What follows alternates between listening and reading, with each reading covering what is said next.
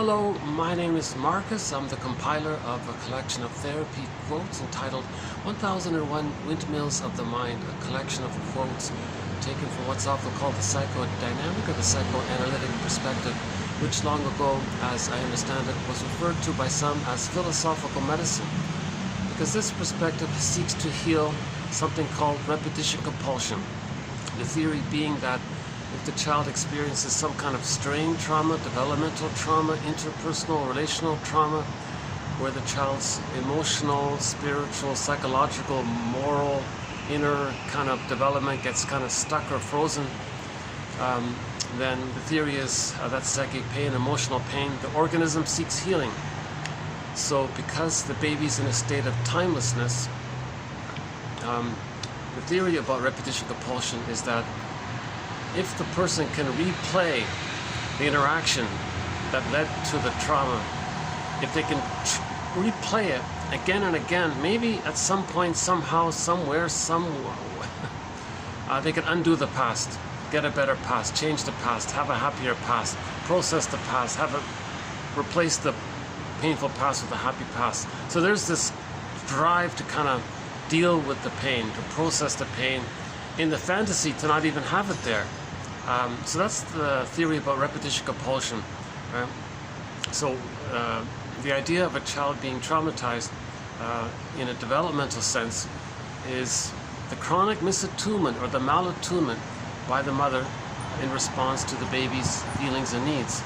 The mother doesn't understand the signals. She feeds the baby when the baby wants love, gives the baby food. Baby wants food, says no, have to schedule. Mother's not around, the bottle, and all sorts of misattunements. The theory is this hurts the child. At some point he can't take it anymore, and his emotionality, his emotional life, his feeling self, it kind of gets frozen. We feel, therefore we are. If we lose our feelings, we kind of go through life feeling that something's missing, kind of thing. So that's considered a trauma. And again, when there's trauma, the interaction is going to be replayed because the person's in a state of timelessness. So the interaction with the mother was, there was a mother, there was a child. The child was dependent, had a need. The mother, the provider, shamed the child by not meeting the need. That was the interaction. So let's just simply say there's the shamer or the rejecter. The rejector and the rejected kind of thing. So how does the person replay that? How do they reenact that? If there's a repetition compulsion, they're going to keep replaying and reenacting that over time. Right? They're just going to keep replaying it. So this can take two forms. The reenactment with the fantasy that they can undo the past can take a direct form where the person now selects people in their lives. Whoops. Got some flies around here. My regular spot, my favorite spot is taken. There's a full-on wedding there, massive operation, flowers everywhere, very beautiful site. They really did a great job, my goodness. Major production, a huge, massive wedding. They converted that place. If you look at my video from yesterday, that whole area is just a paradise, like a garden. Flower garden, basically. So yeah, that's gone for today, at least.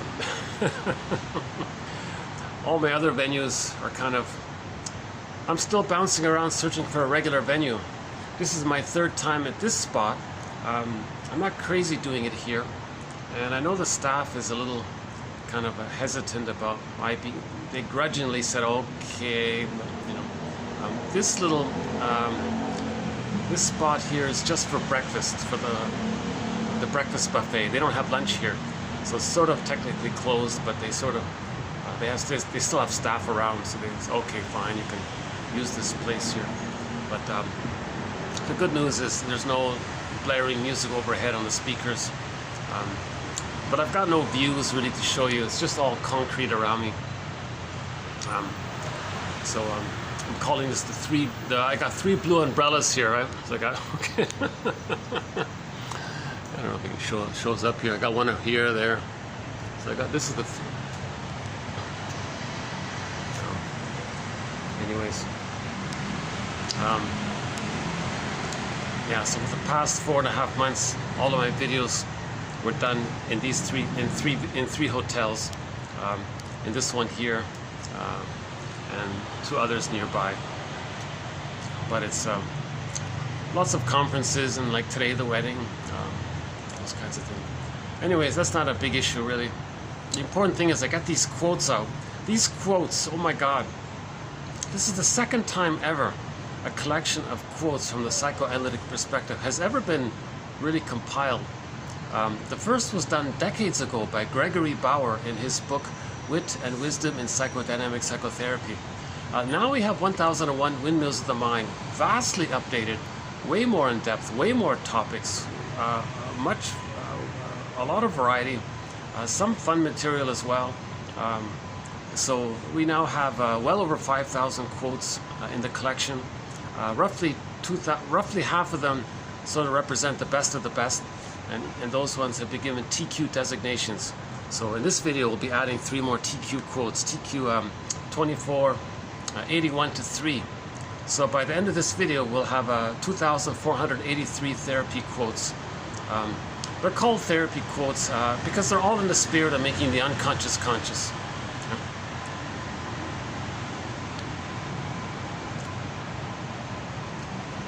The inference is if there's too much in the unconscious, that means there's too much happened that the person couldn't accept.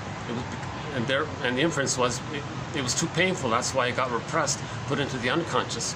So if there's too much pain in our memory system, that means the organism doesn't want to be, no one wants to be in this kind of unconscious pain.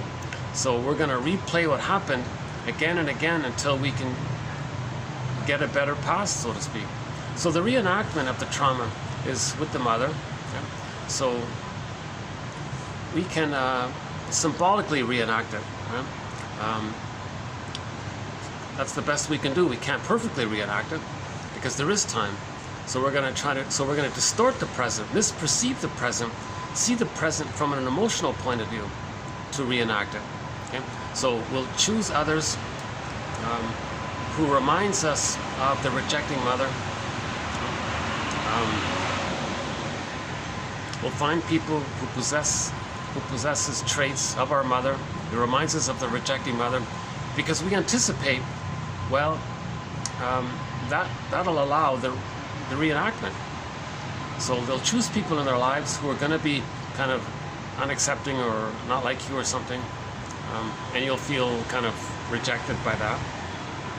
So you replayed it, you reenacted. The mother rejected us as a baby. We find others who will kind of do the same thing or re-trigger it. The fantasy of doing this is that we're going to change the past. It's not going to work. No person in the present is the good mother that should have been in the past.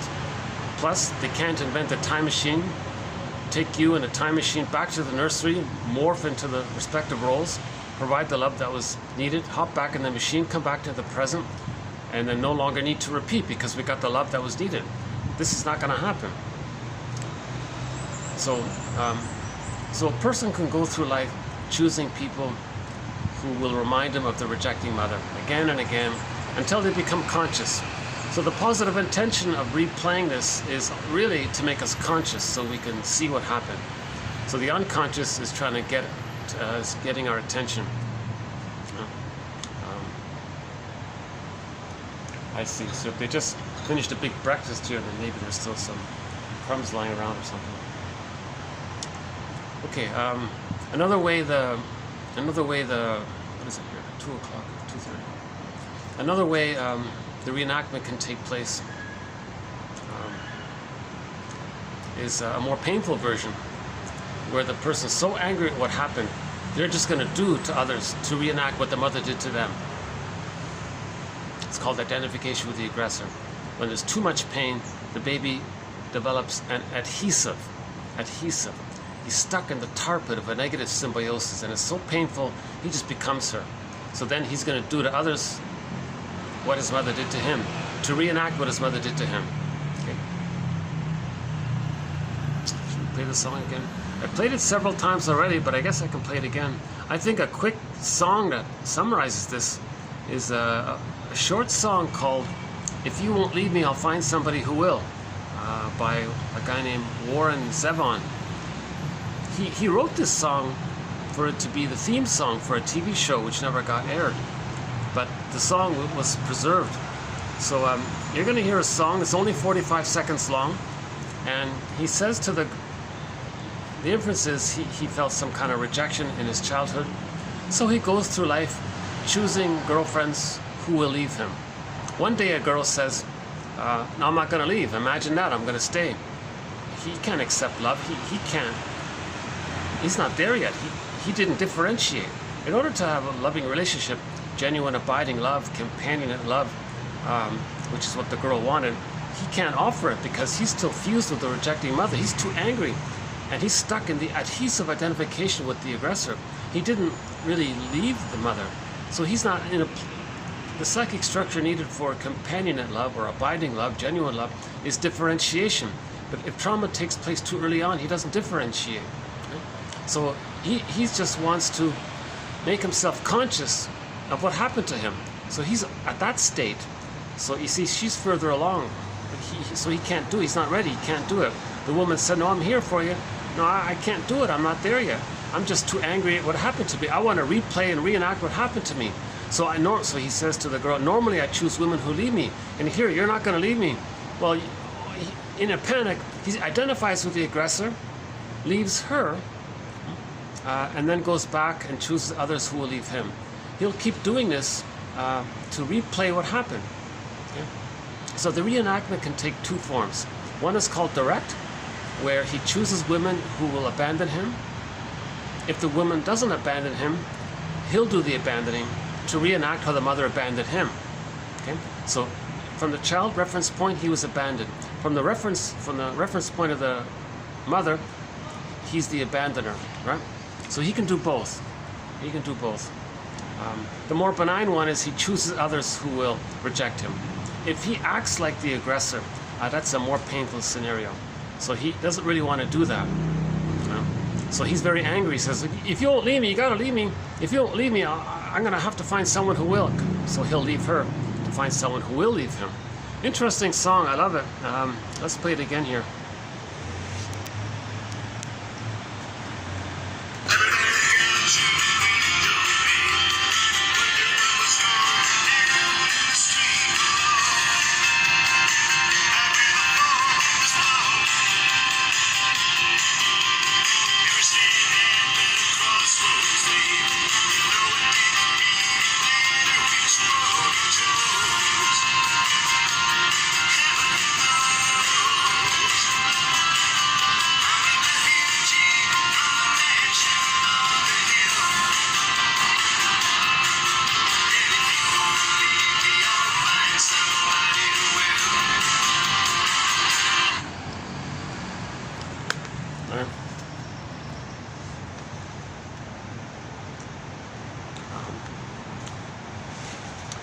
So I think that song summarizes the issue of reenactment because it makes reference to both sides. Right?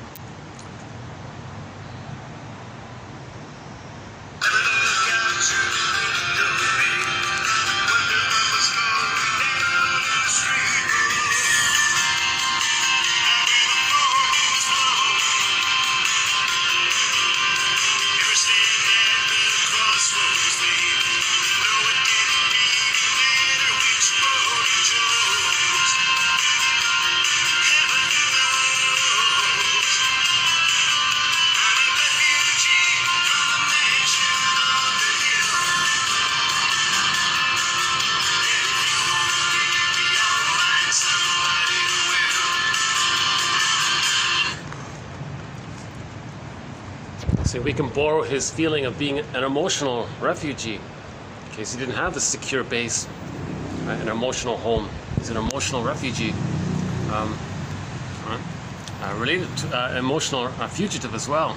Right? So he's running from the love that he seeks.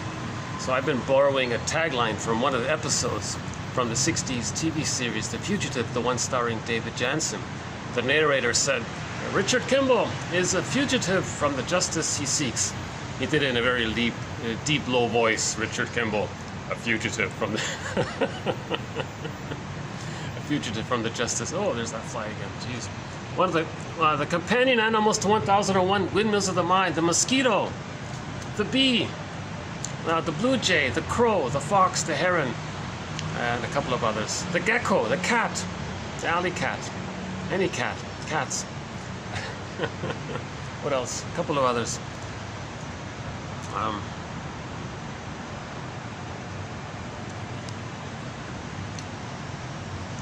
Okay, where was it? Hold on a sec.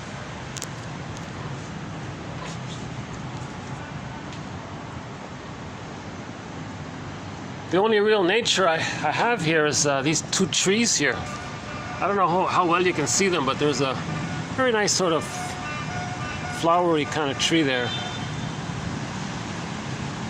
But I'm sort of right in the middle of a concrete little area here.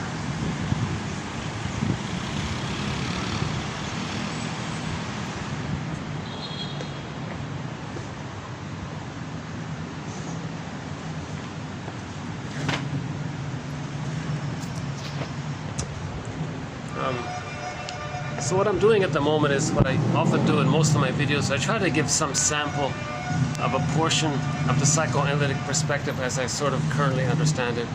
It's in part to recognize repetition compulsion. If we recognize it, then we know there's trauma. Repetition compulsion and trauma are synonymous. They're synonymous. If we're repeating, that means there's trauma. Now, in the process of repeating it, the way we repeat it is that we transfer the interaction into the present. So people in the present are cast into roles. It's like a theater thing, and we're going to replay and restage, reenact the past into the present, thereby making the present a new replay of the past, a new edition of the past, a new version of the past. And we're emotionally relating in the present as if we were still in the past. So we're still living in the past. You see, and we're replaying that pastful interaction again and again. Again, Edmund Burglar's metaphor for this is that he says, a quote, "Every neurotic is a music enthusiast, but he only has one record, a traumatic script, one record. And he carries this schema, this traumatic script, this record with him everywhere he goes. Every time he sees a record player, he just spins up that old script, that old record. He's replaying that past traumatic script again and again. Now, on that script is the interaction that he was shamed by the mother. So he'll replay it by, in a direct version, coax others, goad others to leave him, or he'll do the leaving. So he's replaying it. Now, he's doing this in part as well because he's still attached. He's too attached to the mother. Why is he still attached? He's attached because he doesn't have the memory of receiving love for him to know himself. The child needs love to separate and know himself. If he didn't get the love, that's why he's still attached. So it's like he's still waiting, kind of thing. He's waiting, and now while he's waiting, he's got to cling to her, to wait, to get the attachment. Okay. Now, in one confused effort to deal with the situation, dysfunction means being loyal to the mother. Okay? That preserves the attachment. And why he feels so guilty to leave the mother is because the baby thinks it's his job to correct the mother. The theory around that is that in the womb, the baby thinks everything is about him, bliss. He thinks he's the universe, he's just all him. Okay? Now, humans come out of the womb too early. They need an extended Garden of Eden bliss. Okay? Now, if there's a problem at birth, wait a minute, he can't have paradise lost too early. He needs it for another 4 to 5 months. So, if he's everything, and he causes everything, and everything is just him, and there's a problem at birth, he thinks, well, he can't have this. He's got to have his paradise to continue. So he's going to try to fix the situation. So he's going to adjust himself to try to fix the situation in an attempt to get his paradise. So he does. Okay. It fails. He can't fix the mother. He can't correct the mother. He can't make the mother be a good mother. So he fails. So his identity, he feels some kind of, that he's flawed, that he's defective. He thinks there's something wrong with him. Okay? Identity relates to shame. So now he has unconscious shame. There's something wrong with him. Insult to injury. He then has to hallucinate that the mother's loving. He can't accept that she's shaming him. He needs the attachment. Now he feels like to account for why to relate to his relationship to his made-up image that the mother's a goddess so that he can feed safely. To do that, he's got to accept some kind of belief that he did something wrong. Now there's the guilt. So guilt, he did something wrong. So guilt is from doing, and the shame is from the being. So the being part we got already. He adds on, he layers on top of the shame the guilt that he committed some kind of invisible crime to account for why the mother's good and why he's in pain in relation to her. Did he do something wrong to her? There's a theory there. One pocket book is entitled Hidden Guilt. That book used to be called Invisible Crime. It's about this topic. So the baby thinks he committed some kind of crime because he's no good. That means he creates because he's no good. Because he's defective, that means he can't do things right. So he's really kind of stuck with this unconscious shame and guilt feelings around him thinking it was his job to save the mother, protect the mother, cure the mother, because he thinks it's just him, that the mother's an extension of him, that the mother's like an organ of him. The breast isn't like the placenta is an organ, like the placenta belongs to the child. The breast maybe just belongs to the child. It's just all there to serve him, a part of him. It's just all him kind of thing. So he thinks if he can't correct what's around him that's a part of him, he thinks he's flawed, he's defective. And then he's got to imagine that what's out there is ideal when it's not. He's lying to himself.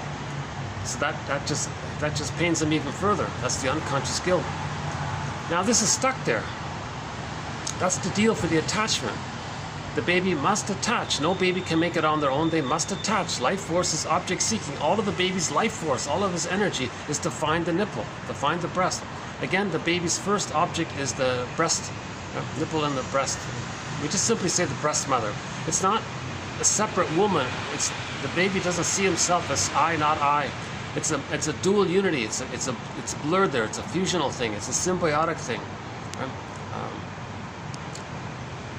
Symbiosis, fusion, merging, etc., enmeshment, whatever it is. He doesn't get a sense of him being a separate person, and the mother's a separate person, right?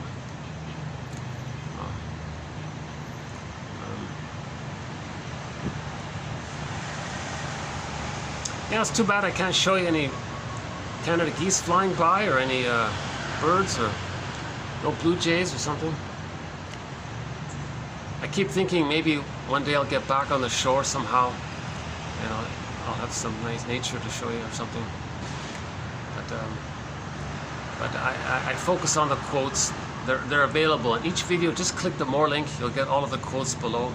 Or better yet, for the price of one of these things, right? Show up here.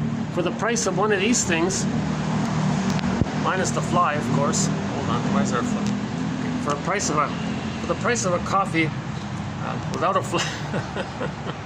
So the website is www.buymeacoffee.com/psychoanalysis. Now, one can get basically an encyclopedia on soul repair, healing the soul. Because if we can be a caring witness to how we adapted to a painful situation with the mother, that helps to cure ourselves. So when the child is traumatized, he loses his golden ball, he sacrifices his developmental path, he doesn't get to know his real self and the capacities of the real self, he won't be able to mourn, really know his interests. In the more extreme cases, he won't have gratitude or empathy or reparation, these kinds of feelings, depending on how early it takes place. And that's sort of the deal he makes for the attachment. It's called a failed attachment. So the baby does attach, but it's very, it's chaotic, it's compromised, it's maladaptive, it's dysfunctional. Okay, it's called an insecure attachment style, disorganized, reactive, dismissive, anxious, avoidant, etc. So that's the trauma, an insecure attachment style. That's the trauma. And because he's waiting, he's got to be loyal. To be loyal, he's going to maintain the false belief that he's still got to save her, protect her, heal her. So dysfunction equals he's still trying to save the mother. He's still stuck with that old belief that he's trying to save the mother. And he can't leave the mother because, again, the baby needs her love to feel safe enough to leave her and know himself. He's not getting it. So in the meantime, to get her love, he first wants to save her. Okay? So that's the false belief. So there's the dysfunctional living, constantly still trying to save the mother. Now we're talking about a memory of the mother in the mind. Now, in the process of all of this, related to all of this, is the use of manic defenses. The baby's in a manic state emotionally. He's in immense pain when the mother's shaming him. So he denies the truth, hallucinates a goddess, and thinks that's his mother. That's called the splitting mechanism. The baby wants an interaction with the breast, but if that's failed, then he doesn't know how to soothe himself later on. The theory is that the nerves in the breast link in with the nerves in the child, and there's like a line there. That helps the mother to pick up the baby's signals and understand the baby, and she can respond and be attuned, and then a cycle can take place. So if the baby's distressed, the mother picks up the signal, responds with her loving motherly power, and the baby's soothed. The baby's brain is malleable. As the brain is expanding from 400 grams to 1,000 grams during the first 1 year, the neural networking in the baby's brain, the neural networks are getting laid down. They're getting wired down in the circuitry in the brain based on the interaction with the breast. If the breast is soothing him, the wiring is laid down, he can now soothe himself. If that doesn't take place, then that's considered a trauma. Manic defense. Okay? So manic defense is later on, he'll coax others, goad others, taunt others, push their buttons, find out where they're vulnerable and add salt to their wounds to get them to express, display what the projector can't feel. Okay? So the baby was feeling something, the mother was supposed to get it and respond, and he calms down, he's good. That fails, he replays that with others. See? So they'll want others to feel for him. That's the proxy, evocation of a proxy. They want others to feel, play a role, do something that he can't feel and act or do for himself. But the cycle can't complete.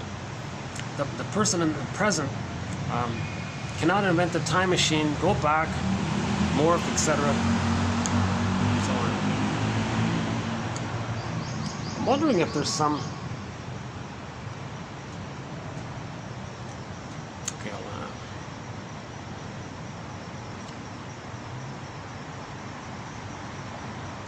I've got food in my bag. Maybe that's why. Oh, that's what it is.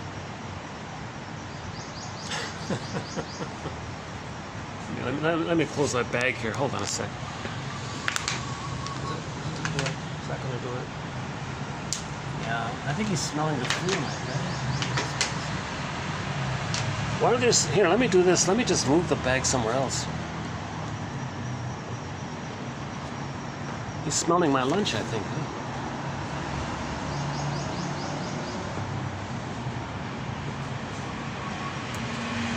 Making these videos smooth is a work in progress.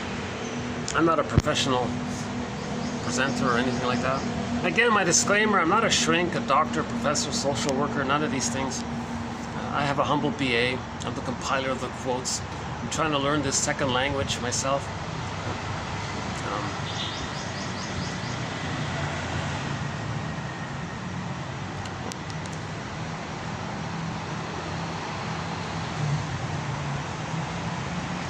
Yesterday we talked about greed a little bit, so I thought we might continue on the topic of greed. One of the manic defenses is greed. So the baby adopts what's called manic defenses, the splitting mechanism. He's bonded to the breast who's shaming him, but he can't accept that.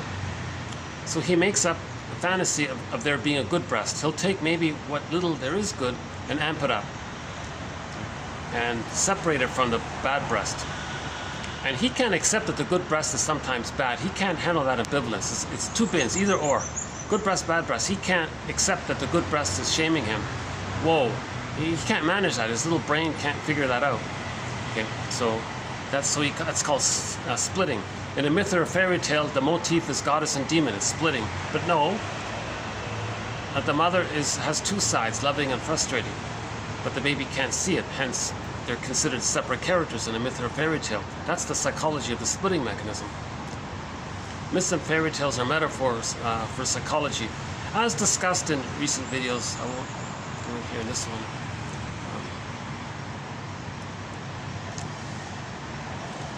Okay, so that's a manic defense. The baby's in immense pain, immense persecutory anxiety, being punished.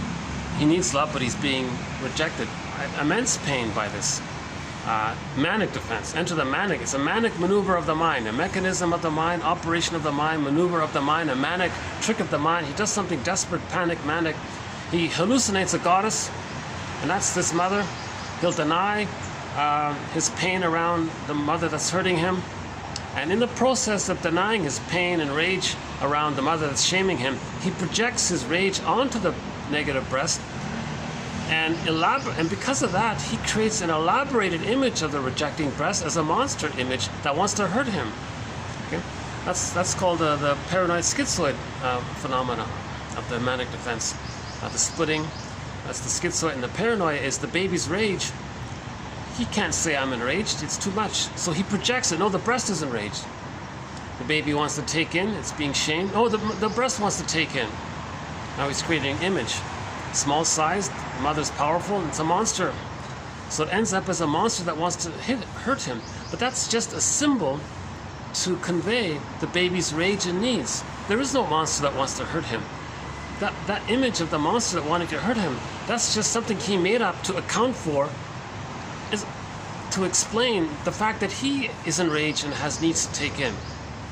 It's like a symbol for what's within, but he can't accept what's within, so he draws a painting outward kind of thing to convey what's within. So he projects it. When we can't accept something about ourselves, like the baby who doesn't accept he's enraged, he says the other's enraged, but the only other there is for the baby is the breast. So let's just take the breast like a canvas image. The baby paints a character that's very enraged. Now it's dangerous because the baby is desperate to take in. He wants to bite and take in and incorporate, have in. He wants to feed, but that's being shamed. He's not getting it. So he applies that attitude to the breast and says the breast is like this creature that wants to bite him and hurt him and take him in, kind of thing. Okay, so now the baby's creating this image of the breast. The first mother for the baby is just the breast. It's called part object relating. So now the baby has an image, a memory of this monster that's trying to hurt him. He denies it all, hallucinates that there's a goddess instead. That's a manic defense called splitting. If that doesn't get resolved by the age of 3, and he's stuck with the splitting mechanism, that means he doesn't differentiate. That means he didn't get enough love to leave the mother. In order for the baby to leave the mother, to separate and individuate from the mother, he needs to be loved enough. Meaning, he feels safe to leave her. But if he's in so much pain around her, he splits and denies things. He can't leave because he's too attached. The more painful the mother is, the more the baby becomes like her, stuck with her in the target of a negative symbiosis and adhesive identification with the aggressor situation. The only way for the baby to differentiate from the mother is if she's more loving than frustrating, allowing the child to feel safe to be able to leave her. But if he's in too much pain, he can't leave her. If he can't leave her, he doesn't achieve differentiation. Okay? That means he doesn't know himself. He doesn't have his identity. Right? So that's a manic defense called splitting. And if that's still being used later on, so we see that with either-or attitudes. We see that with prejudice, of course. Us or them mentality. Any like dichotomous thinking.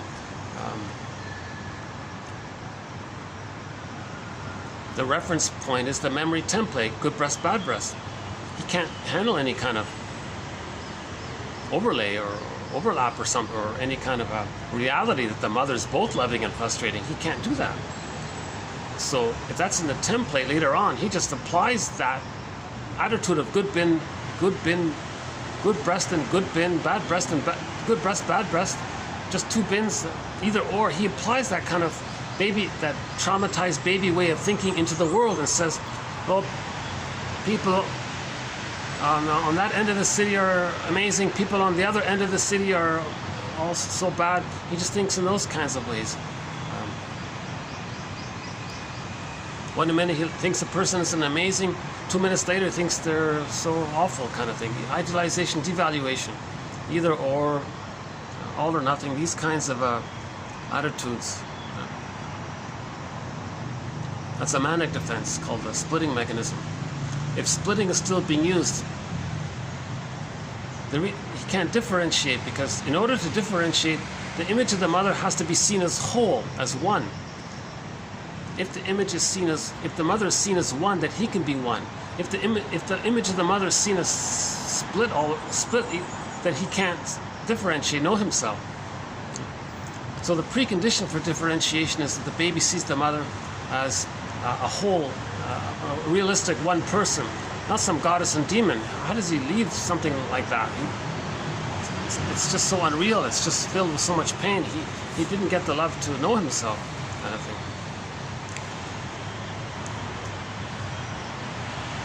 So that's the one manic defense we talked about recently. Now 76 to 77. If you want more information about the manic defense, recent videos on it are TQ24, 76, and 77. That 77 one was done in 2 parts. So we have 3 videos on the manic defense. Okay, so the splitting, okay, idealization, the good breath, devaluation, the bad breast. Projective identification is the interaction didn't take place, the soothing interaction didn't take place, so later on he goads others to feel what he can't feel. Okay. So others become a proxy, just like the breast mother, just like the breast would have been like a proxy for the baby, but the mother can respond. Even if, okay, replay in the present, even if they goad others to feel what they can't feel, even if they can manage it themselves, it doesn't translate into the person getting new neural networking wires laid down. It doesn't change psychic structure, it doesn't heal the past, it doesn't change the past. No person in the present is the good breast from the past, and it isn't the past anyways, so it's not going to work. So they're going to keep on doing it again and again. That's called projective identification, where you're always wanting others to feel for you, play a role for you, do things for you. That's called evocation of a proxy, recently discussed. In the last video, we even had a brief definition for it. Do we still have it here? A proxy shall be defined as a person other than oneself who is used to experience feelings, exercise functions, perform roles, and execute actions in one's own stead, that kind of thing. So normally the phrase is projective identification, but I like the alternative phrase here, evocation of a proxy. I think it's more descriptive. The baby thinks he's a little god, so he's going to always chase for that phantom glory image of him being a little god. So there's the narcissism. Okay, now related to this is the greed, because yesterday's topic was greed. So we just began a new thread, really. We've made reference to greed in the past, but I think in the last video was the first real sort of attempt to try to get into it. So I want to pick up on it in this video here. Okay. So the baby's nursing. He's meant to get what he needs for his development, and then he can move on, kind of thing, right? If he didn't get that, if it's failed, if there's a trauma around the breastfeeding, trauma, repetition compulsion, a replay. How does he replay? Everything in the outside world that's symbolic of goodness will be emotionally seen as the needed breast. They'll want to take it in, occupy, control, have it, buy it, or possess it, take it, whatever. Okay. Thinking that They're still in the nursery trying to get in the good milk and the good mother's interaction. It doesn't work. Nothing in the present is the good breast from the past, nor is it the past. So the trauma's still there. When there's trauma, we repeat. Edmund Bergler's metaphor, we keep spinning that record again, and so greed is the constant spinning and spinning of that painful interaction with the mother. So greed is the repetition compulsion of the failed breastfeeding situation. It's this fantasy to get a good breastfeeding situation for the past. Have a fantasy that in the past there was a good breastfeeding situation, because in the panic of greed there's no time, kind of thing, emotionally. So greed is a manic defense. It's a desperate manic defense. It's a defense mechanism.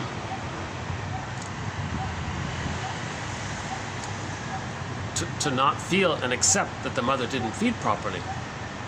When we don't accept the truth of our feelings, when we don't accept the truth of our complicated grief, if we don't what we do in reaction to that, to not feel the truth, that's called the manic defense. So greed is one of the manic defenses. Okay? So the outer world is seen as the breast. Any material, money, the earth even. Yesterday's video was the earth breast.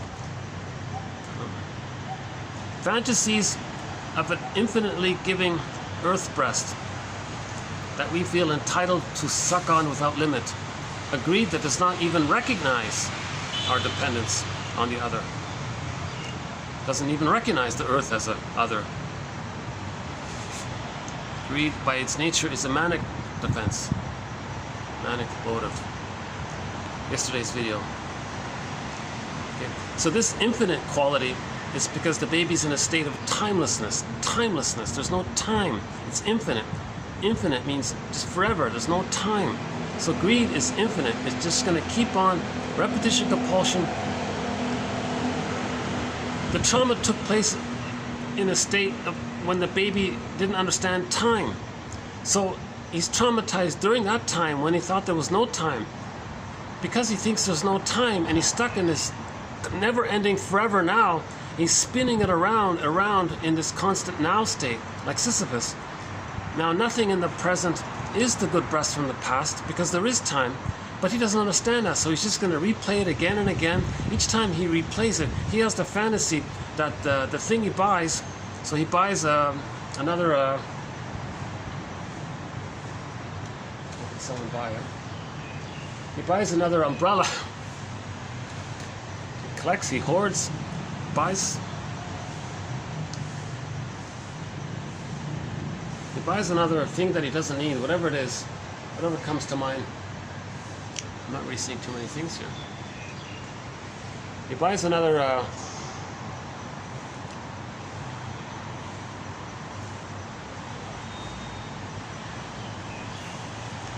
nothing's coming to mind here. He buys another what? Okay, he buys another chair. He doesn't need the extra chair. He just keeps buying things. So he's a shopaholic or something. He just keeps buying things he doesn't need because he's in this compulsion that some material, a material is a good thing. It serves us. The breast is supposed to serve us. So we look for some kind of material with the unconscious fantasy that the thing we buy, the material that we buy, the extra nice chair that we bought,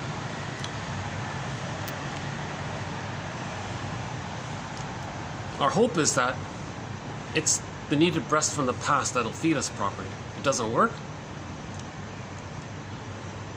All it does is, for the moment, we get like a little blimp of safety because we have some more stuff.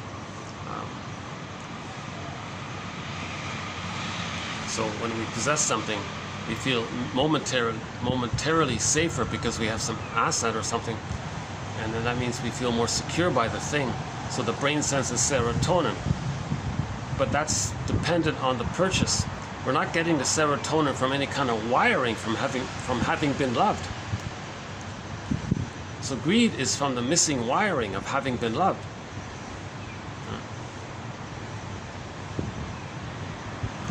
This takes place when the baby is removed from the mother, when the bottle is used, and many other areas. With a major thread now. A major thread on why mothers are misattuned, malattuned, why are they not off, why are they not feeding, what's going on with the mothers, why are they doing this? 70% of the mothers in North America are failing their babies by one estimate. They're not providing a secure attachment style for their babies. And a certain percentage of them are going to end up with immense greed to replay the pain of what happened with the fantasy that they can undo it by symbolic breasts in the present.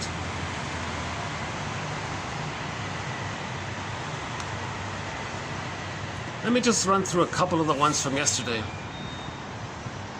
Okay, greed, the state of never enough. See, never enough, it's infinite. It's never enough. Because we can never travel back in a time machine, transport the nice new chair that we bought, have it morph into the breast mother, and provide the love that was needed. It's failed. That's why it's never enough. No amount of money, whatever. Again, we're not talking about basic needs. We're talking about what people don't need. They're just doing it for the greed, the emotional, psychological, traumatic compulsion to unconsciously spin around this manic emotionality of the pain of not getting the love that we needed. So we're just in this compulsion. So it's never enough, whatever the thing is. So greed, the state of never enough, expresses a protest that the client was deprived of the satisfaction of their basic childhood needs.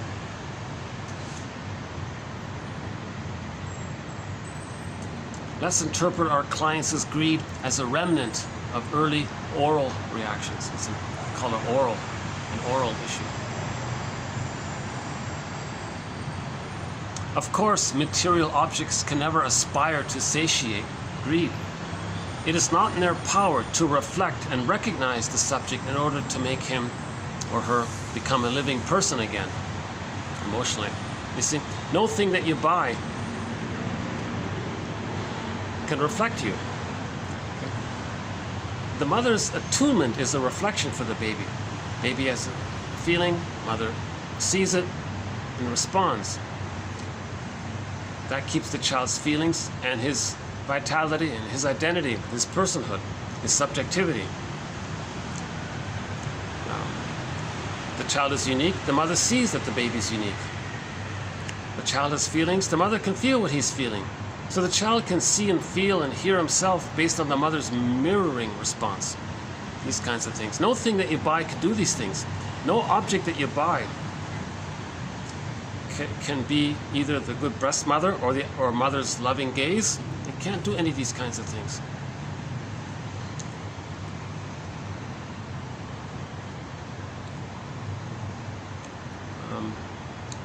Also from yesterday was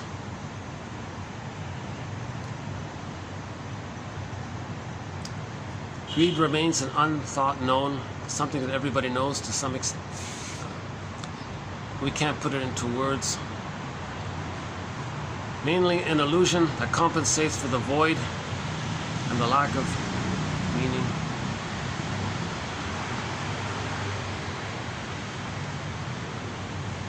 Psychotic element to it.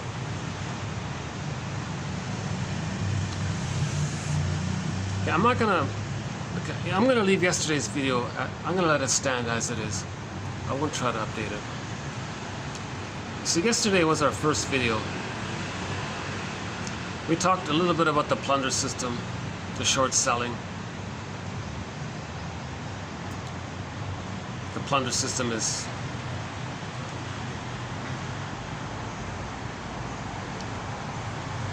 a proxy.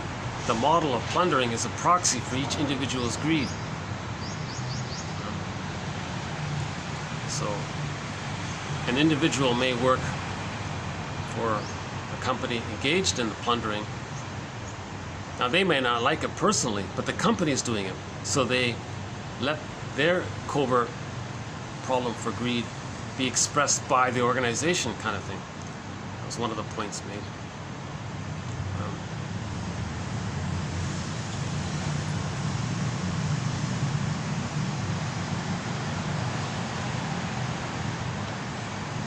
Greedy desire to incorporate the good breast. Can't be done.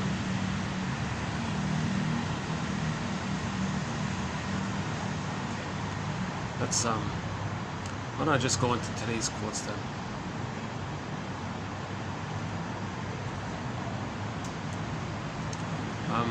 In the last video, there was a quote about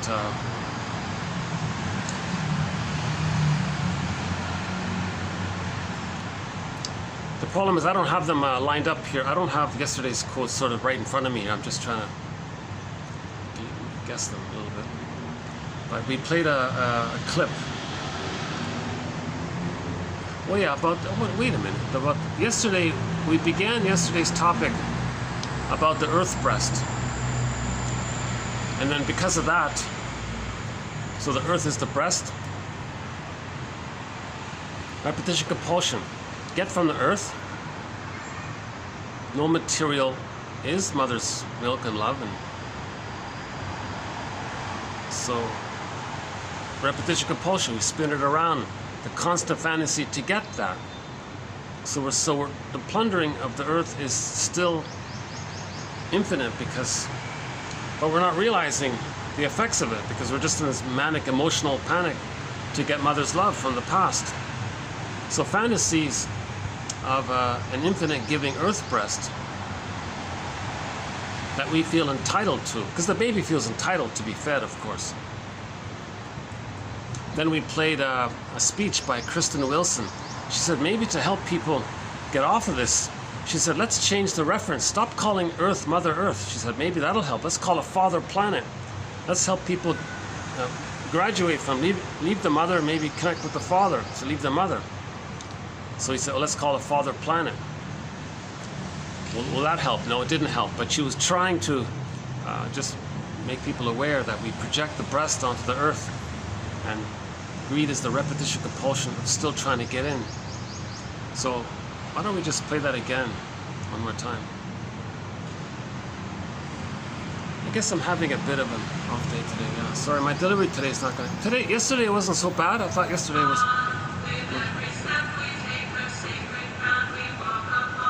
Okay, here it is. Here.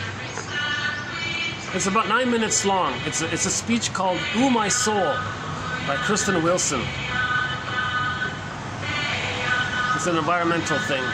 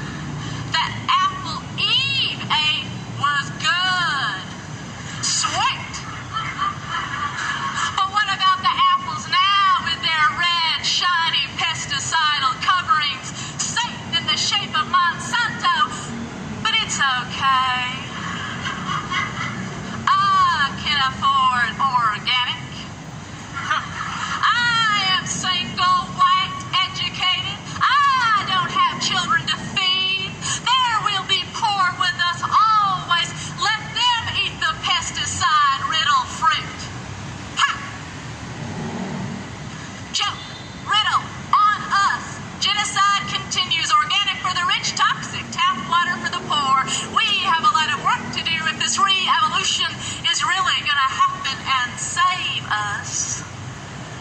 So, let us talk about salvation.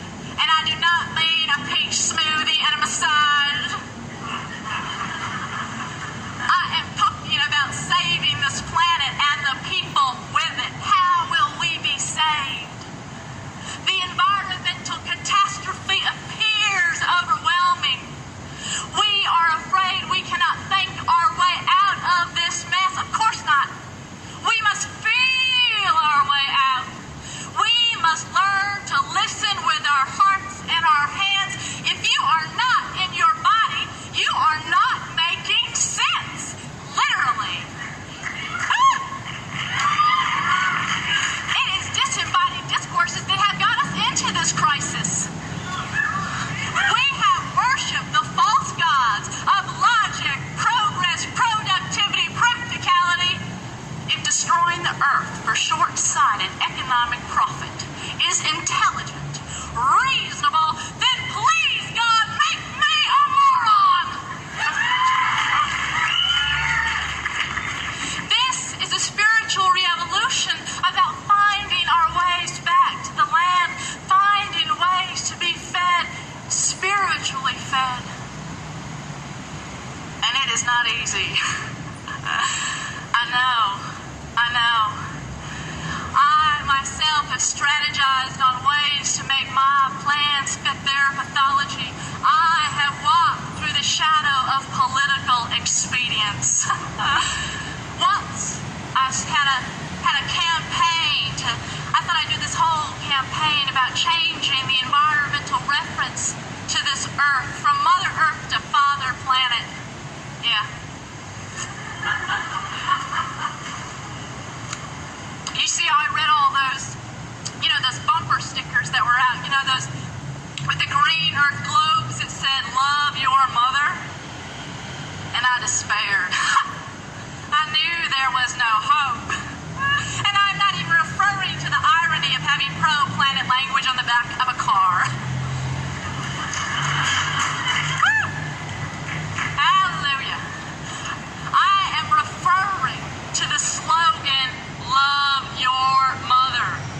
It won't work. What? America hates its mothers.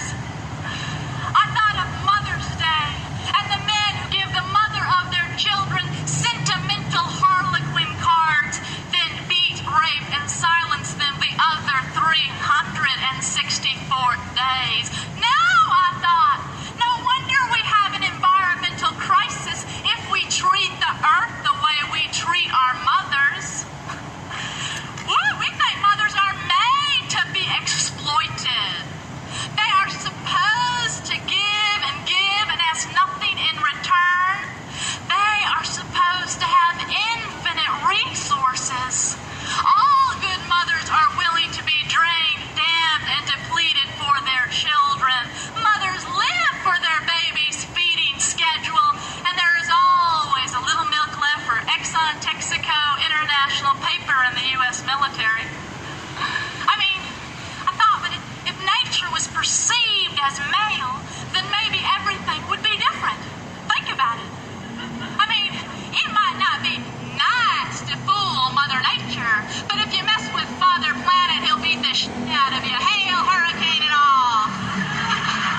Yeah, and then maybe environmentalists would get the respect they deserve. No longer mamas, boys, and girls. Maybe they would be treated like real men, and the real women who love real men. A name changed to Father Planet is not enough. Fathers and mothers, we both need to be saved if this planet is going to survive. The environmental crisis points to a total ideological and spiritual crisis. Including the earth in the economic equation is not enough. We are destroying the earth for reasons that are bigger than economics. You see, we are afraid of death. We are afraid of this earth, this nature that will bring us back to dust. We are afraid of the dust and the dirt that will claim us, or the waters that we came from, and thus afraid of women's bodies, the bridges by which we walk this earth. intellectual atheist, performance artist, and spiritual crisis wrote this sermon. Because this revolution is about a religion in one of its original meanings, re-linking, reconnecting. The lives of women raped and murdered daily are fought in this struggle. The lives of indigenous peoples are fought in this struggle. The men and women lost in the empty addiction of power, these infantile gods, will grow into their souls if we win. We must win. If the pioneers had a manifest destiny to colonize, control, and consume, then the pioneers should have a manifest destiny to decolonize, create, and commune.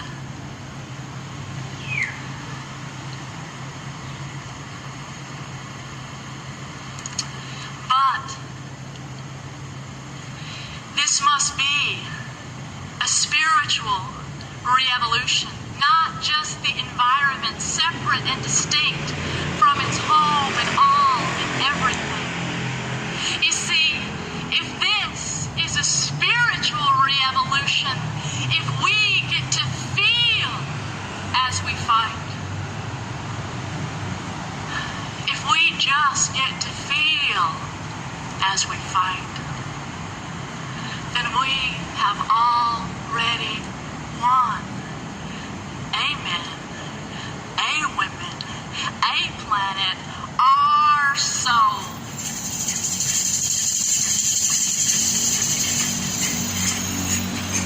So her conclusion was we got to get back our feelings. If we can start to feel, then we're good. We're repeating and doing greed because we don't feel. Repetition compulsion means we lost our feelings.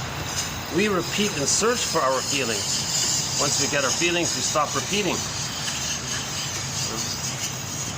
But I just want to focus on her image there, that people think that the earth is just supposed to endlessly give and just take, just giving endlessly, just give forever. That's the repetition compulsion of the timeless state of the trauma at the breastfeeding, when in the timeless state, the breast would just give forever. When you apply that onto the earth, well, just give forever kind of thing. See?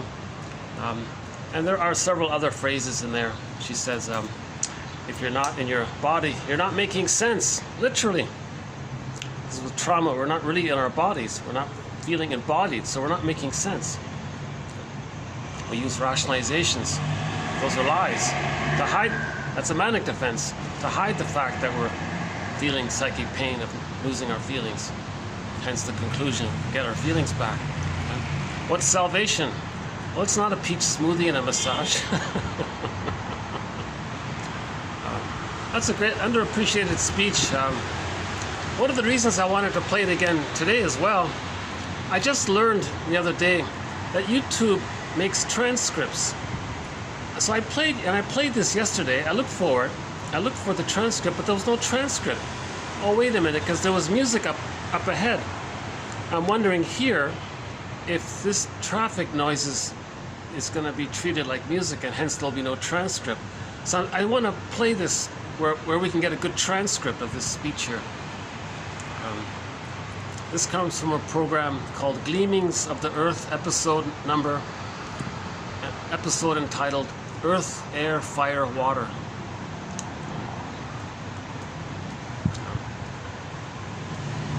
So another reason I want to play it is, so she mentioned, well, let's teach people to regard,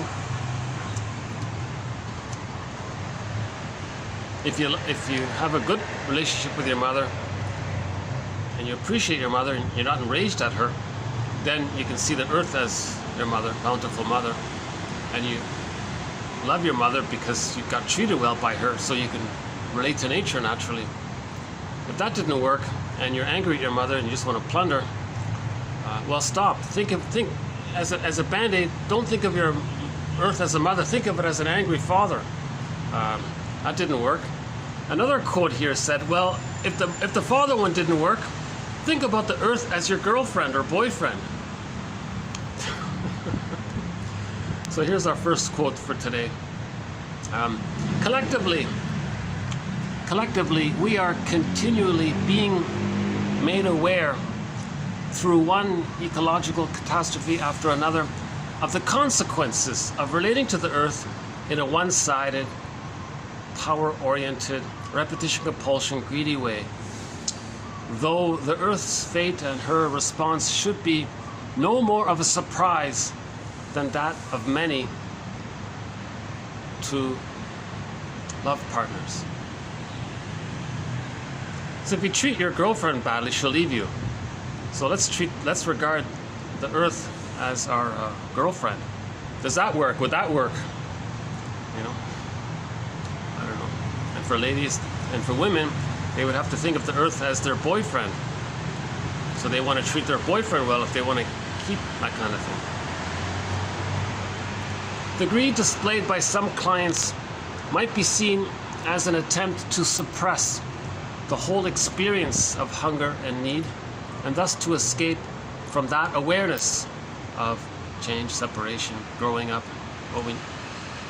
So the greed is the manic defense. All manic defenses, like greed, splitting, etc., they're being used to make us escape from the awareness of what happened, the need to heal, the need to grow up, the need to lift, the need to get our feelings back, the need to develop and separate from the mother.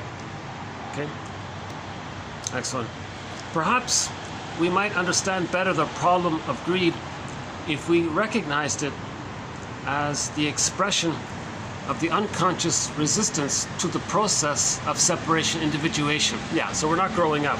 So the baby has to bond to the mother, feel safe for the first 4 to 5 months, then separate from her, then individuate.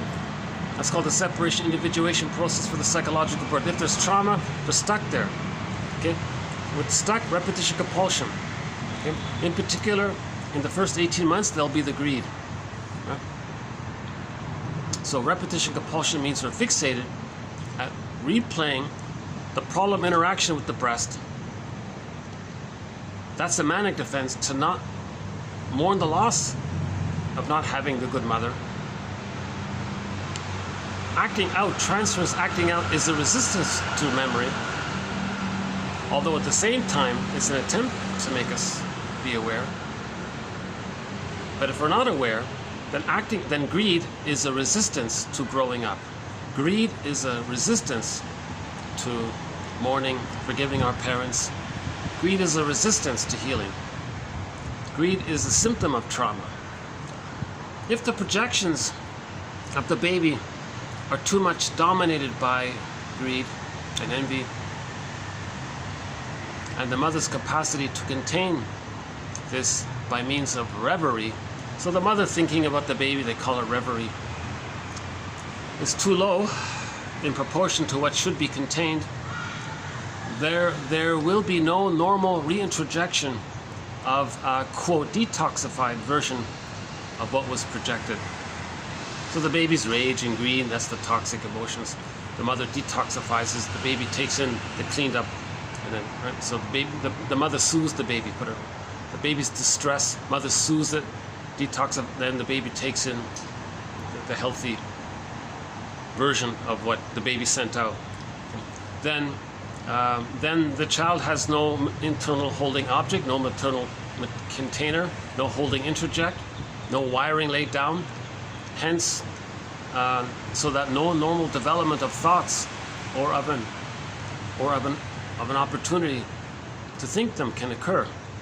So he can't really process things too well. If the mother doesn't process the baby's distress, the person later on can't do it for himself. That's what he means. Envy, which aims at the destruction of goodness, is to be sharply distinguished from greed, which aims at appropriating it. So greed at least acknowledges there's something good. So there's something positive. Oh, it's good. So they acknowledge something good. So they want to get it in. So greed is just you want to get it in. Envy is so pained, they don't even want to admit that anything is good. So they don't even want to bother trying to get it. They just want to see it damaged. So envy is of the 7 deadly sins, envy is clearly, I agree, envy is the worst of the 7, right? Because envy is hatred of the good. All of the other remaining so-called sins at least acknowledge that there's something good about the thing. Gluttony, oh, food is good. Pride, well, I'm good. Greed, oh, the things are good. What's the other one? Etc. But envy says nothing's good.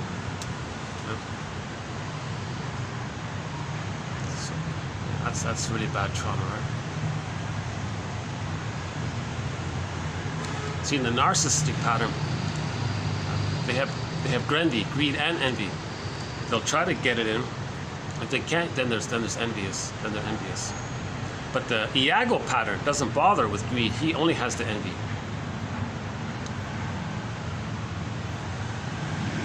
Okay, this one refers to the logical fallacy of called the fallacy of authority. Okay, the charge that, quote, the economists, the plunderers, right? The short sellers, economic hitmen, or whatever they call them. The short sellers, the speculators. What do you call these? Okay, never mind. The charge that, quote, the economists of the 19th century pictured man as exclusively motivated by greed has been made countless times, but that doesn't make it any more true. Okay? So that's the fallacy of authority. Just because a guy goes on TV and says, everybody's greedy, I'm greedy, you're greedy, it's just my greed, your greed. And that message has been bombarded as a rationalization for the plunder system. But that's not true. Not every baby is so severely traumatized at birth. Some babies are held and loved, and they don't have a negative attitude towards others. So we talked about a clip on YouTube where the guy was saying that everyone's greedy, so that's why we have to plunder. Because that's not true. Not everyone has that kind of enraged, painful memory of not being held and loved by their mothers. A lot of people were loved and held, so they don't have that attitude. Next one here. Greed is the desire to acquire the goodness of the breast, irrespective of the damage done to the barely discernible external object. And envy is the resentment of the very presence of the goodness of the breast in the first place, since it is a confirmation of separation.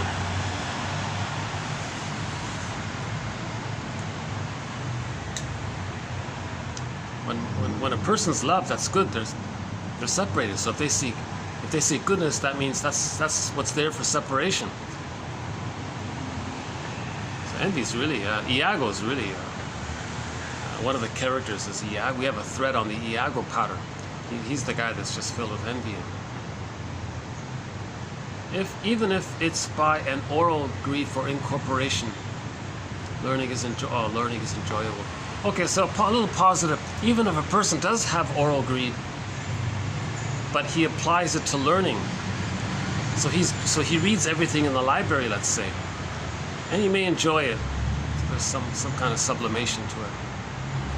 The greed propagates itself, giving rise to unconstructive guilt feelings which are distortions of his real guilt, namely the guilt for living an empty life.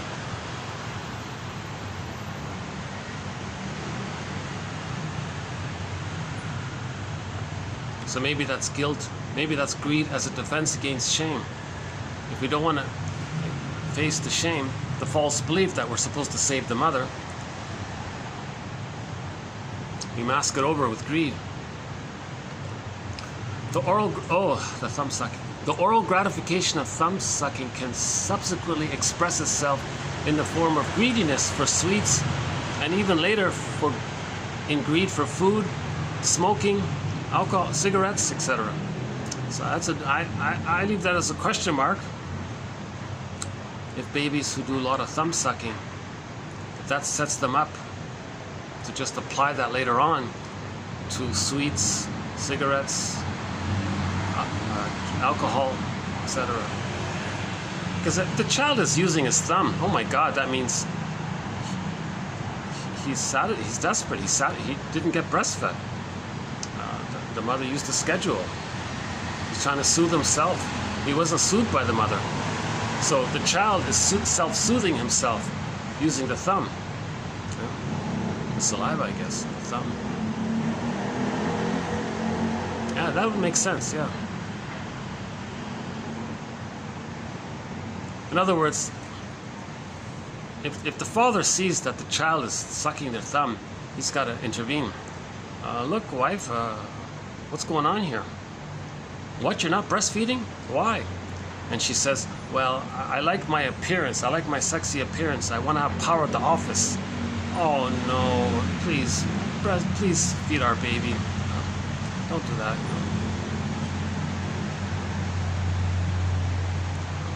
You're going to sacrifice the psychological, emotional, spiritual, moral health of our child just so you can play power politics in the office? Oh, come on. And we have a quote about that. A woman actually said that she said she's not going to breastfeed because she liked her appearance to have power.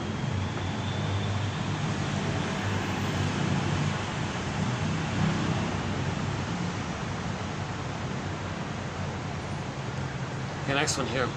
Karen Horney, one of our mentors. So we'll do one from Karen Horney. Egocentric and antisocial cravings like greed and lust for power are not inevitable phases of man's development, but an expression of a neurotic process. Hostility is no longer viewed as innate, but reactive. Okay, so a lot of these things like greed and envy and hate, it's not natural. It's a reaction to the missing love. Marshall Rosenberg's famous line is, anger is an expression of an unmet need.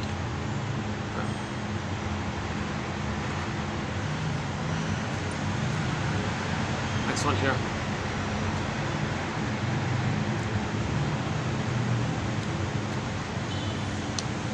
Fast driving. Symbol. Oh, another question mark here. I don't know if this next one's just a coincidence or it's just a stretch or he's trying to make a point. I don't know. So fast driving, speeding, let's say. Fast driving symbolizes oral greed. Consider the German word Kilometerfresser, meaning eater of miles. The eater of miles. So you got the guy speeding down the highway. He's eating up the miles. Oral greed also finds expression in the wish to keep the whole road to himself. So he wants the whole road. He wants to gobble up the whole road with the speeding. It's mine. You know, some guys walk on the sidewalk. They have space. They can easily share the space, but he'll actually step into your space to hog the whole sidewalk. So there's the greed there. It's all mine.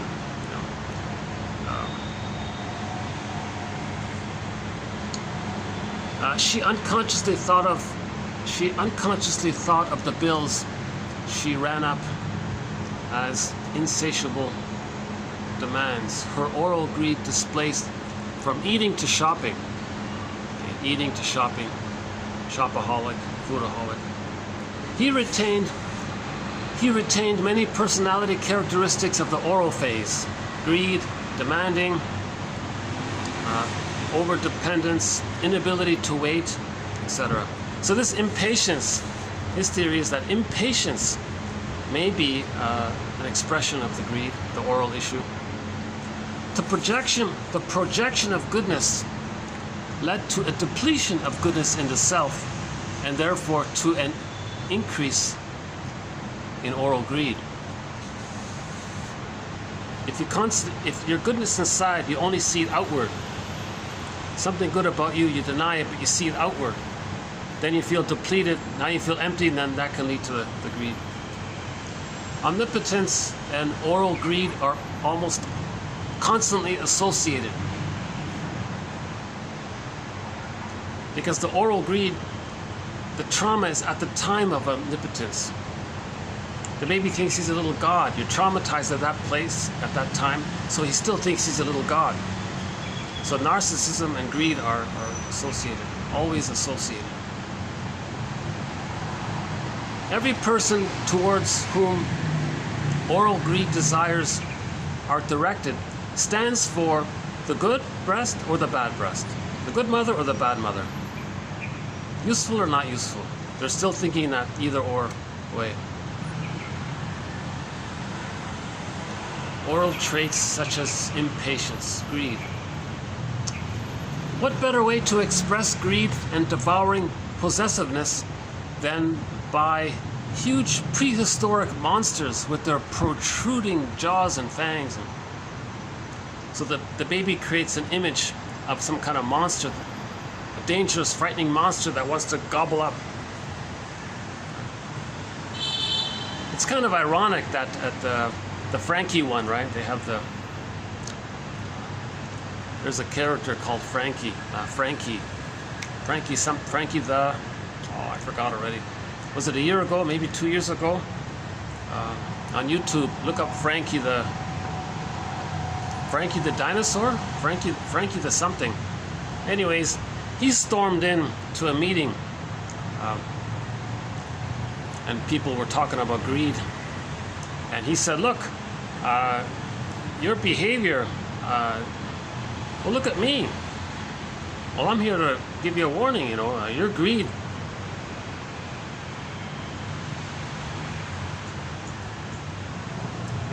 If you're destroying the earth in your greed, you're destroying your own food, you're destroying your own water, you're destroying your own soil, you're destroying your own, I mean, you're gonna, look at me, the dinosaur, I'm not around. So, learn, look, I'm here to teach you, stop being so greedy. So psychoanalysis can help. Psychoanalysis says greed is a repetition compulsion of the failed breastfeeding. The bottle, that'll do it. The honey on the rubber nipple, that'll do it. Even if breastfeeding was there, but it was through the schedule. It was misattuned. That'll do it. Any problem with the breastfeeding, automatically, if there's a bottle, okay. Another quote we had was, oh my God, this woman, she didn't want to touch her baby, so she used the pump and then fed the baby, put her breast milk in the bottle, and then fed the baby via that. She didn't want to have the connection.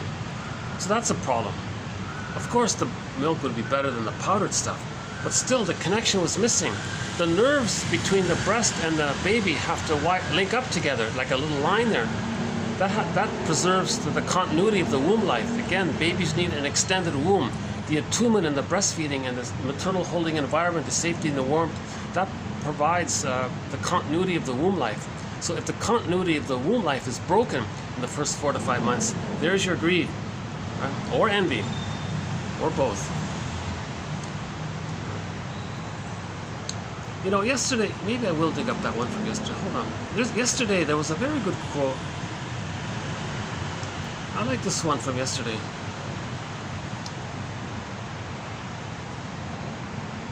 Let me dig it up here. Oh, here it is here. Yeah, okay. Is it the colonizer one? When the colonizer, in their own paranoid schizoid position, projects their fear, greed, and envy outward, they engage with the colonized as though something is being taken away from them, leaving the colonized positioned to attempt perpetually to undo his fear. Okay, so here's a vastly underappreciated point.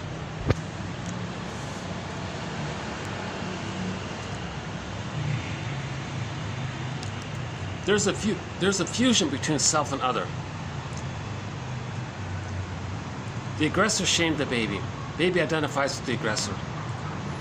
To reenact that, they shame or plunder outside. At the same time, they shame or plunder the outside.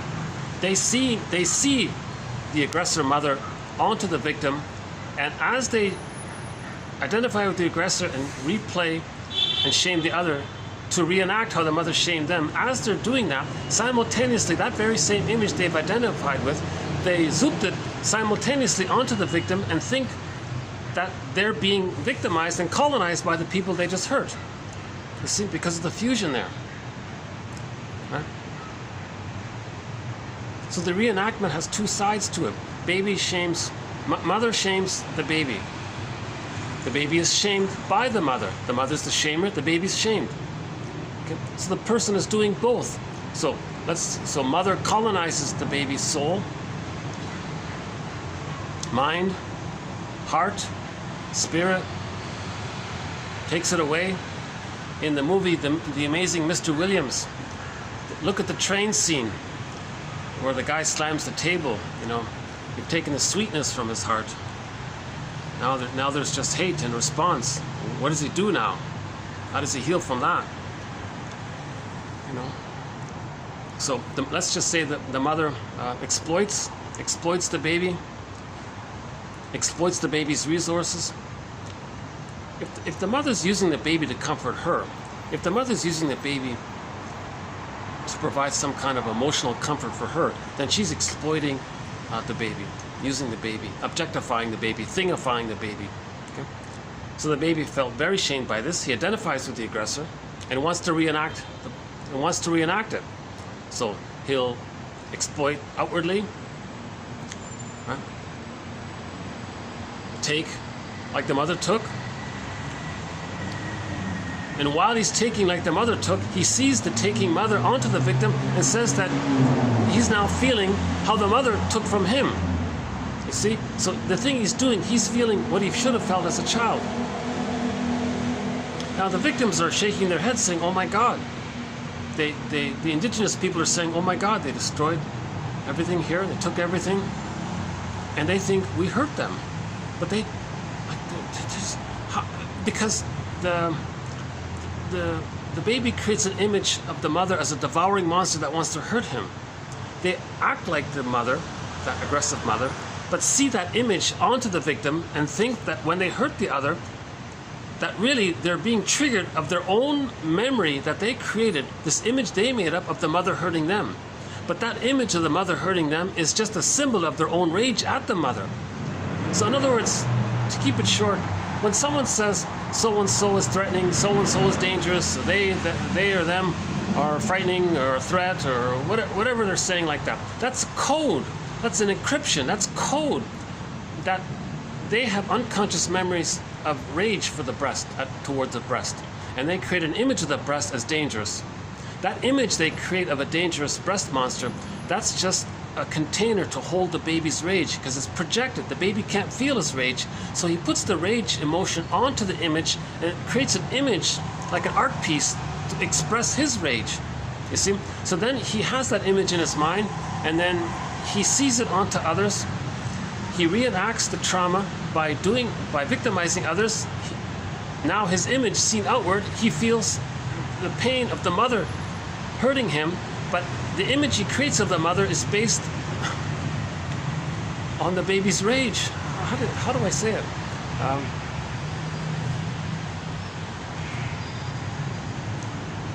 It's too painful for the baby to know his rage. The only way he can know his rage is by inference. It's called the inferring mind. The inference is when someone says the people on that side of the people in that corner of the town, oh, they're so threatening and all that. That's code. That's code. That's an inference that when they were a baby, they didn't know how to feel rage. So they project it onto an image, take that image and put it outside like that. Okay? There are no dangerous things out there. We're just making it up. As to be aware that we created images in childhood, infused those images with our own emotions that we couldn't accept, and then to maintain the repression and the denial of those emotions, we just keep saying it outwardly like that. So the constant projection, that's a manic defense. Projection is a manic defense. You can't accept something within, so you project it. That's a manic defense. Right? So I think that's an underappreciated one. Again, can you see it here? It's in yesterday's video.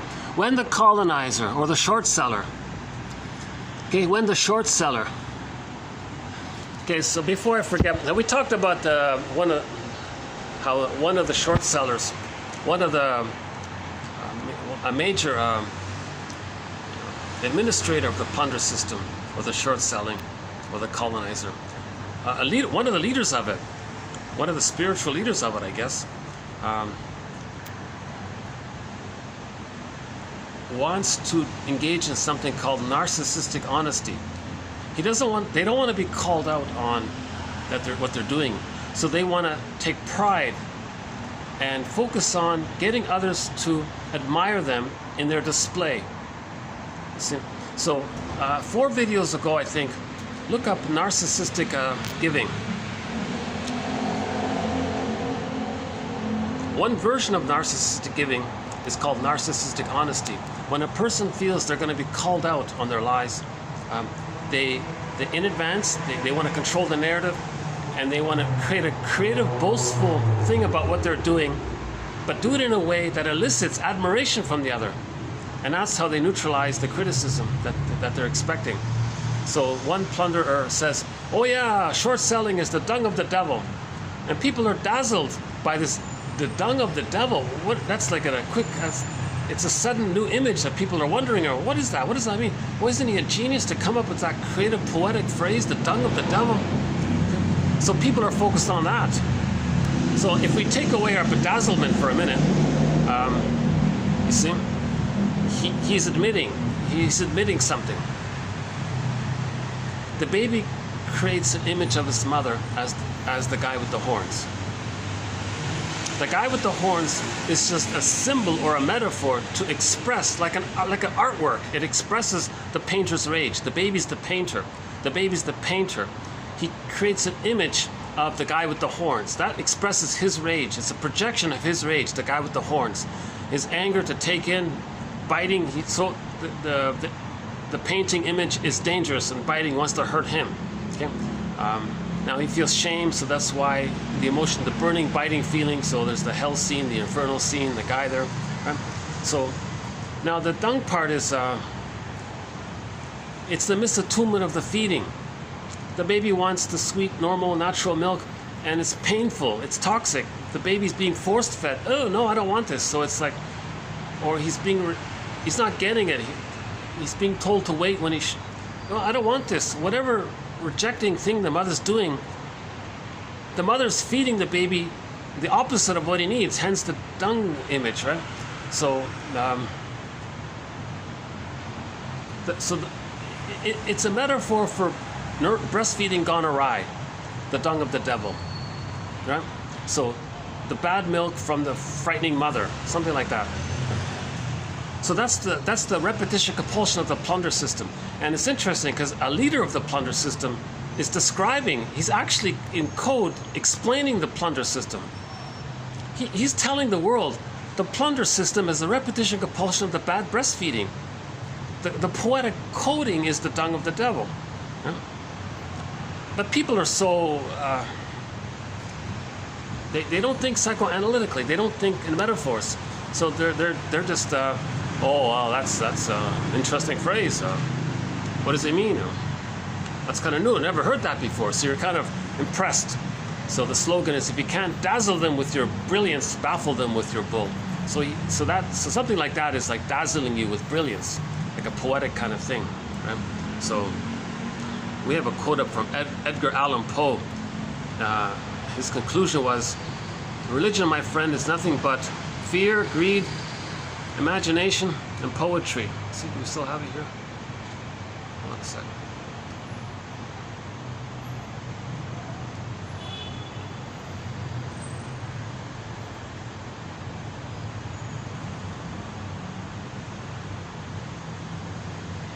Russell. Oh, good quote from Russell, 21:19. Recommend that. Oh, here it is, here. How does it go again? All religion, my friend, is simply evolved out of fraud, fear, greed, imagination, and poetry. Religion is a tool of the plunder system. You see? By the way, a good quote on religion, TQ 1203.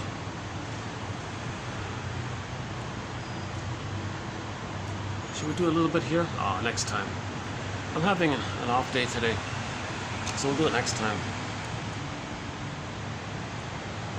But if you want a good quote on religion, check out TQ 1203. We got a whole bunch on there. Yeah, that's a good one. 1203, I recommend that one very much. Also 1124, that's a good one. Another one, 2100. Another one, 1205 on religion. 1204, another good one. 2118, 19, those two are good. We got a lot of great quotes here. 2290, 2291 and 2 by Kisen, those are great ones.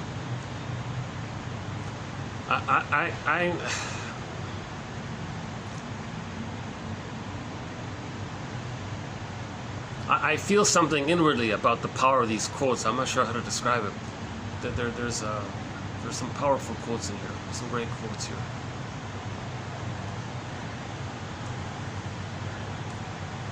What else from yesterday? Yesterday we had a good batch of quotes yesterday. What else do we have? Hold on a second.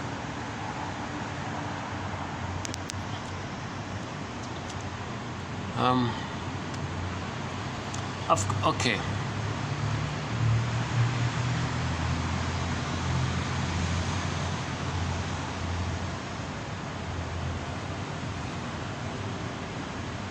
Okay, let's just stick with that one.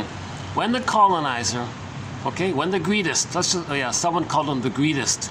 When the greedist, okay, a person who was traumatized in the nursery becomes the greedist. When the greedist or colonizer, because he was colonized, right? Colonization of the mind. Okay, so when the investor, let's say, in their own paranoid schizoid position, that's trauma in the first few months. It's called the paranoid schizoid position. Splitting, grandiosity, projective identification, others are proxies, either or, controlling, contempt, main emotions, hate, greed, envy, granby, spite, vindictiveness, schadenfreude, the manic defenses, controlling because they can't grieve, they don't have their feelings. Okay. So all greed is a defense against mourning. Greed is also a defense against complicated grief. That we can't mourn, we can't get our feelings back. We need to get our feelings back to mourn. If a person never mourns losses, any kind of loss, they go through life with reminders of it, and they feel sad, but they can't feel it. But they are feeling it. It's called melancholia, inner pain. So manic defenses like greed is an attempt to get away from the melancholia. So greed is a defense against melancholia. Again, melancholia, the self and the other are blurred, they're one there. So later on, okay, the other, you lose an other, your spouse, okay, just put a little dash between the M and the O in the word mother. So the other, your spouse, is divorced, you lost it. You look at the template, your emotionality is in the template created in childhood. So it's an intrapsychic experience, and feelings are an intrapsychic experience.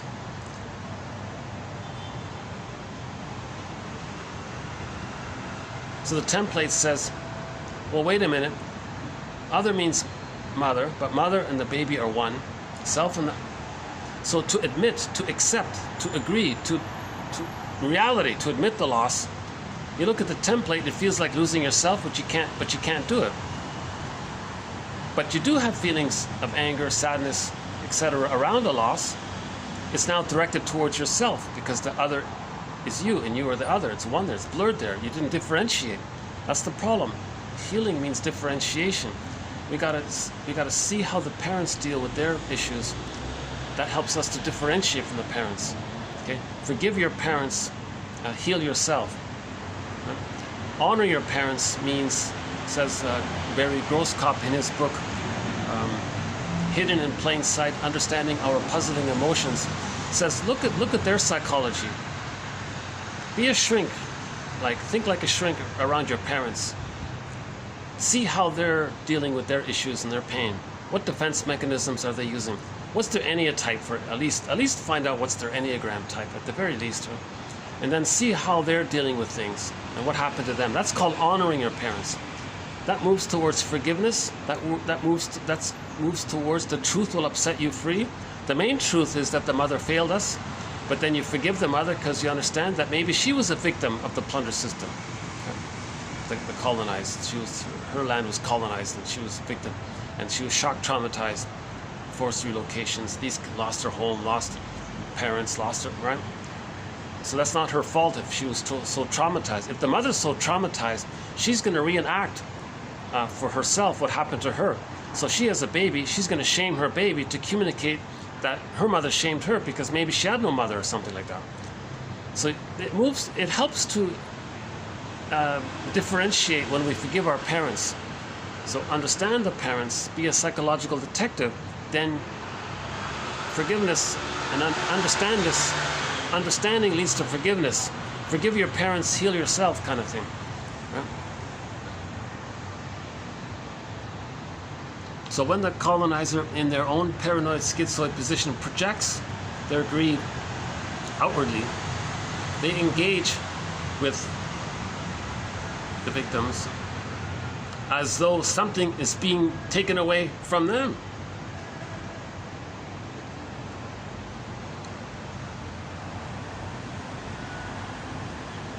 So what would an example be? Let's say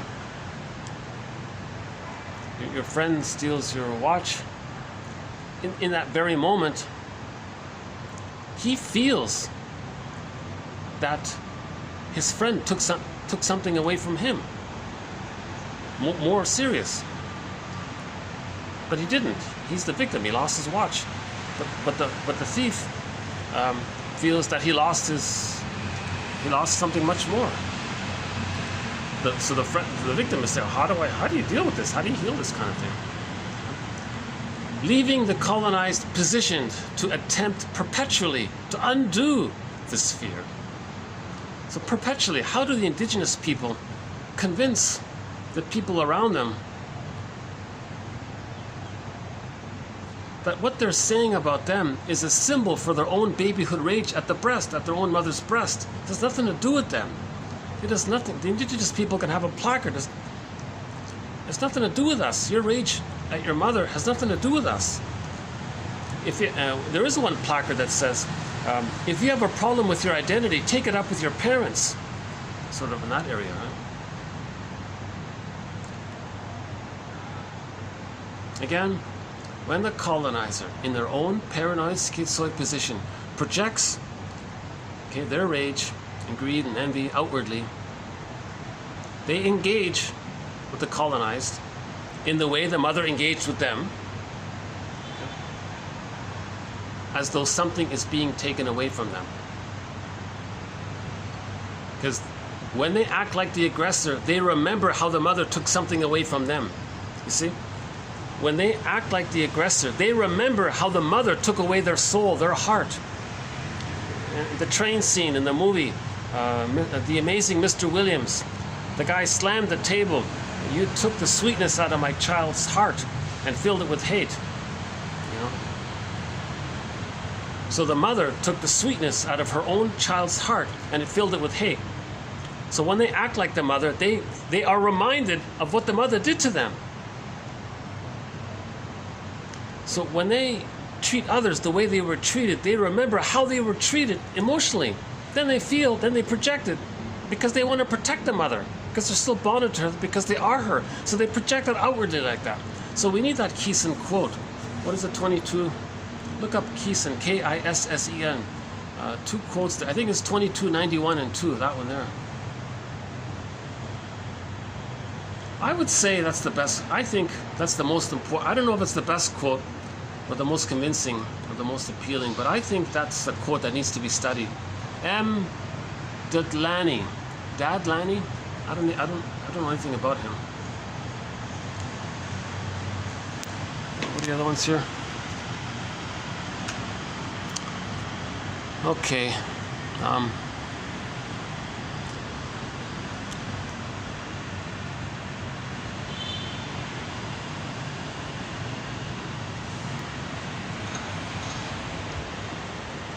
Maybe I'll just keep this video on the short end.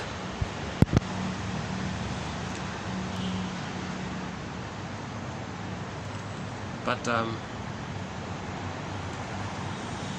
oh yeah, okay, so that's the, okay, so that'll end the greed part for this video. We do have a couple of other quotes as well. Hold on a second. 20, yeah, we have one more here. Okay, that was 81. 2483, sorry, that was 82. 2483 is just sort of an assortment of quotes I just bundled up into one TQ quote. Just some loose ends kind of thing.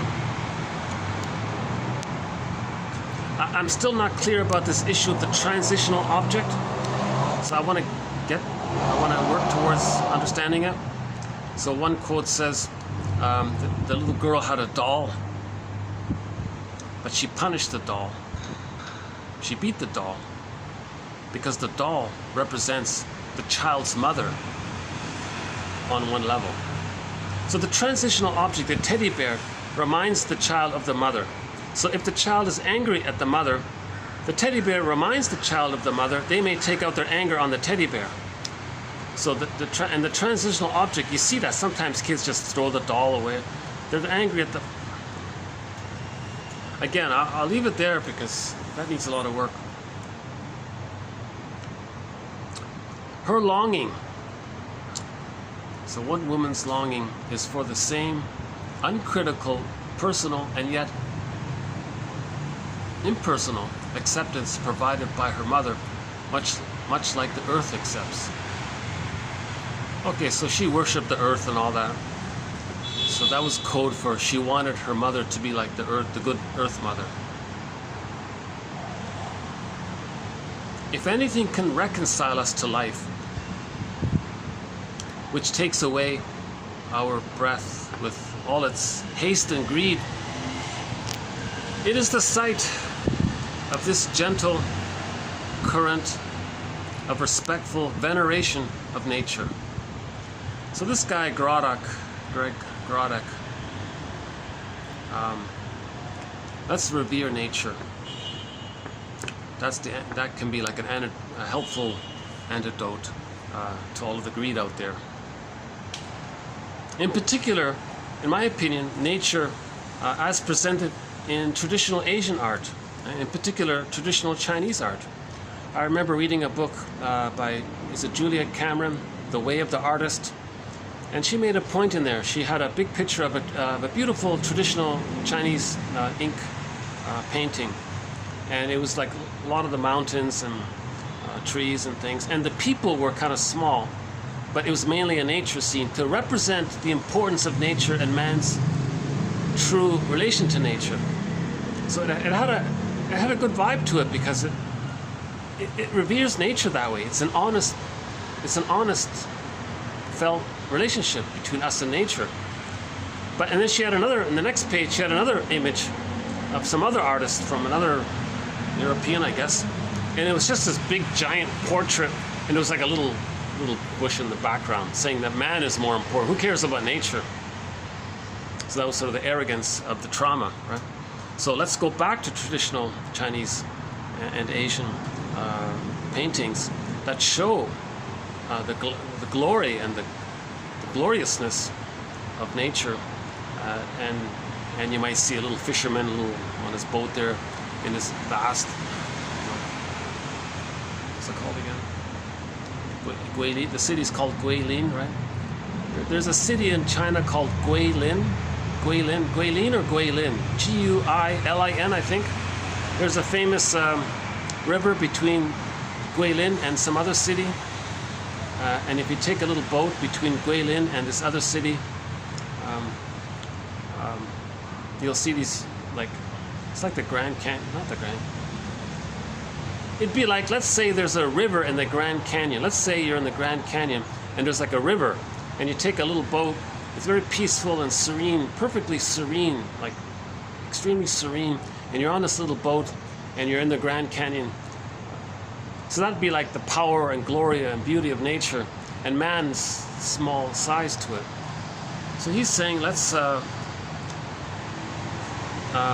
respectful veneration. Let's revere nature. That's what he's saying. If anything can reconcile us to life, which takes away our breath with all of its haste and greed, it is the sight of this gentle current of respectful veneration of nature. Grodek's an interesting character, yeah. He's the guy, he wrote a famous book called The Book of the It. All of the energy in the unconscious is called the It.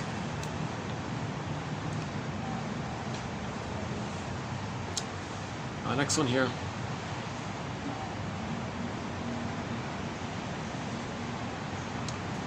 Okay, next one here. A terrible situation arises when reality appears to confirm the baby's fantasy that mother has been bitten up or destroyed by his greed. This can happen if mother withdraws, gets ill, or even worse. This reminds me of Spellbound, the famous film called Spellbound. The child might be angry. He may have a fantasy of hurting his sibling or something. He doesn't do it, but he has the fantasy of it because he's so angry. But let's say just by chance the sibling is hurt. The child might think he created it because he still has magical thinking. It's all about him. He creates everything. So his private fantasy was just his anger at his sibling. But let's say the sibling was hurt. He may think he actually did it. And if it's so severe, he may feel really guilty by that. And that was sort of the message of, one of the messages of, partially of Spellbound. So the guy there with amnesia, when he was a child, he hated his brother. He hit him, not meaning to, like,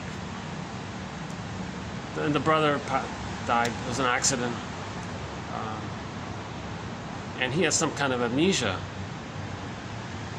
about, he never remembered. He didn't even know it happened. He didn't know he did it, kind of thing, because it was so painful.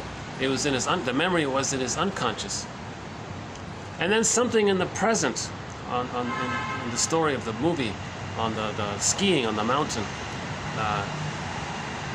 reminded him of it. And then there was a delayed onset, and then there was like a delayed onset. He took on the identity of the victim to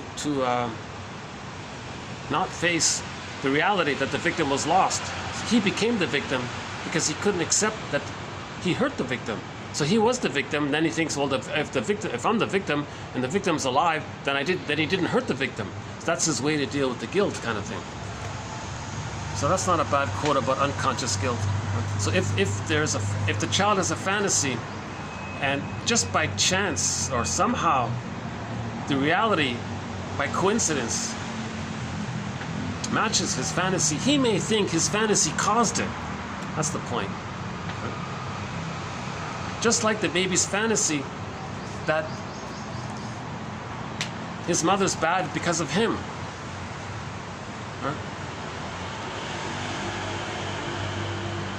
Because the mother is him. And if he's in pain, then he created a bad mother because he's flawed. It's his fault. Okay, last one here about the inner critic.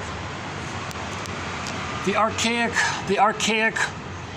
superego structure formed in the paranoid schizoid position by the projection of great quantities of anger by the abused baby's mind, paradoxically becomes his most remorseless inner critic by enviously denigrating the reparative capacity of his good feelings, or insatiably importuning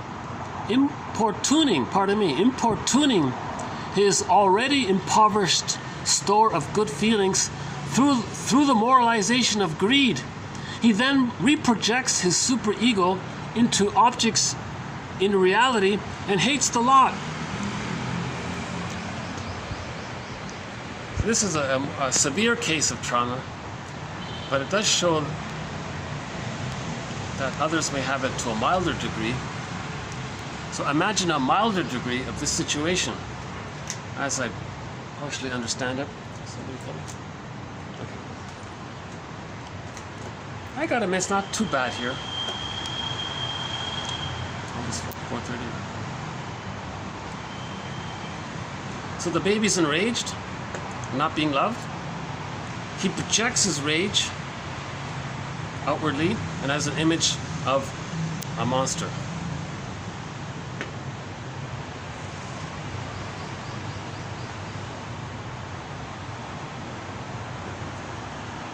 Now his own rage is related to him not being able to save the mother. So the inner critic is always telling the person, did you save the mother? Did you fix her? Did you cure her? No, no. So anytime he wants to do something good for himself, have love, have more love, heal, get better, the inner critic says, did you save the mother? No, you can't have it. Remorseless inner critic. Okay? It's the voice of the baby's false belief that it was his job to save the mother. So he squelches anything that's good, or if there is something good, it's co-opted into greed.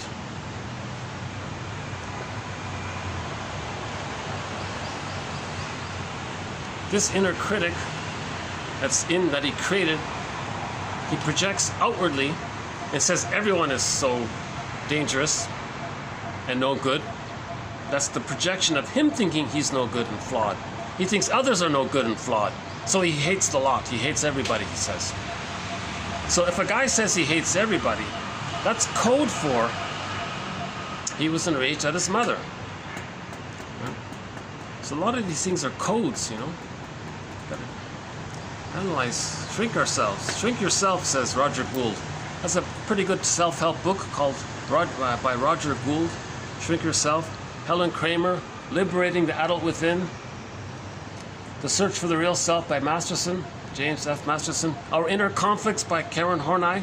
Some good self-help books.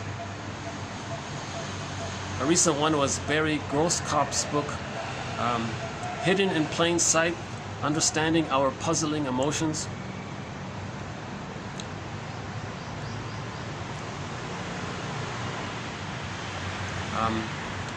Susan Campbell has one called From Triggered to Tranquility.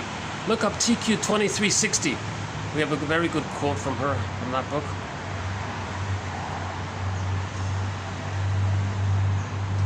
Okay, let's start to maybe wind down here. I don't feel like I'm doing a good job today. But the quotes are posted below. Nobody's watching my videos. But that doesn't mean I should not care about trying to do a good job. I want to do a good job. It's an ongoing effort on my end to do a good job. You know, a video might get 15 views, maybe even 20 views, but the watch time will be like 1 second, or like a fraction of a second.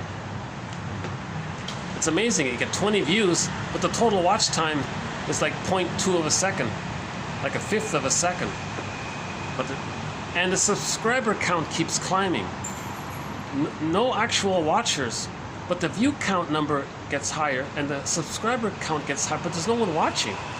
So I think this is just more computers being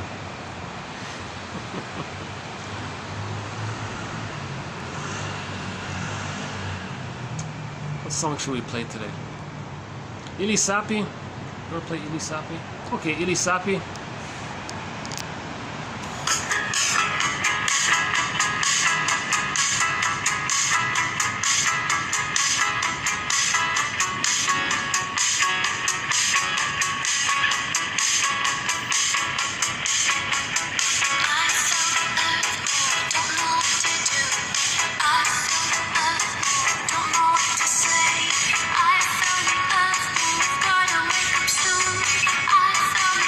I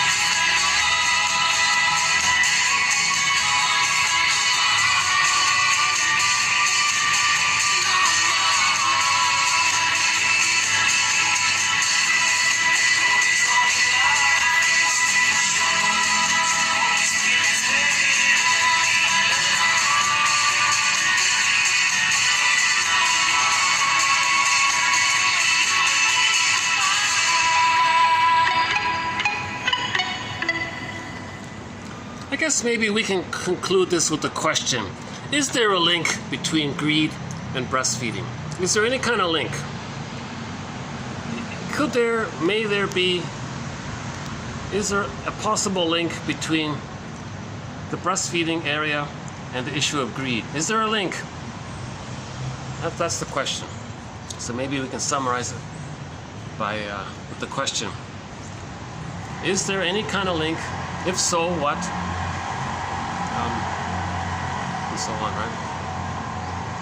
Because the theory here is that the quotes here basically are suggesting that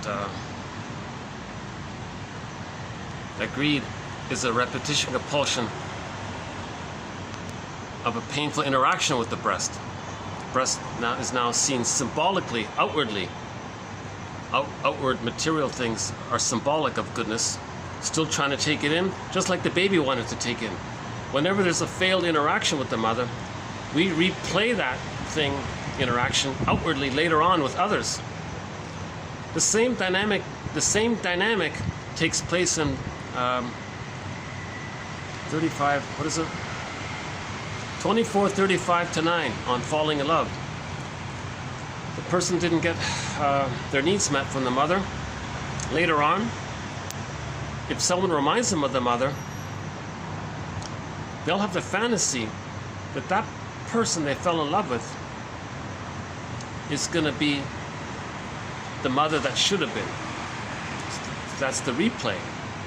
The partner is not the mother that should have been. Now they hope the person in the present can be the mother that should have been, hence the title of the play, I Love You, You're Perfect, Now Change. So for more on that, 24:35-9, those 5 videos.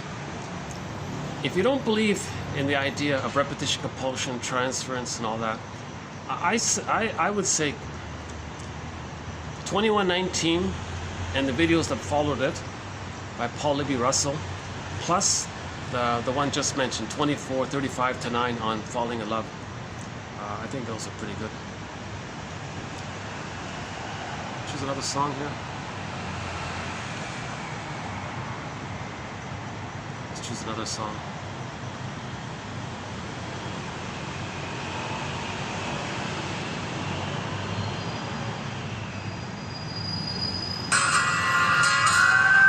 Beatrice Deer. One of our musical voices, Beatrice Deer.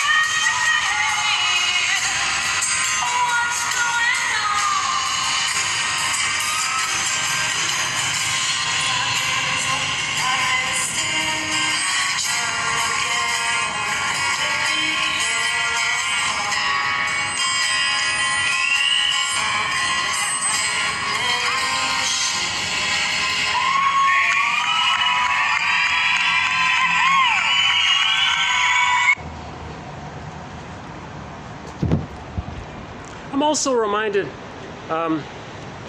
in the summer, we played a song by Kelly Fraser, Looking for a Seal. Yeah, she was a promising singer, also sings in Inuktitut. So Beatrice Deer often sings in her first language, Inuktitut. Great singer. We have a lot of songs by her.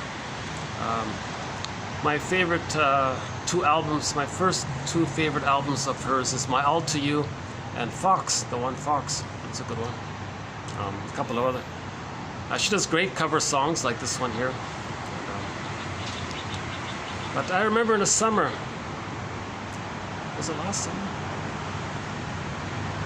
I learned about another singer who also sings in Inuktitut called Kelly Fraser. Her passing, and I played one of her songs. I don't have it queued up here, but she was in the process of composing her first album. She had a few. Oh no, she has an album. Yeah, her second album called Decolonize, meaning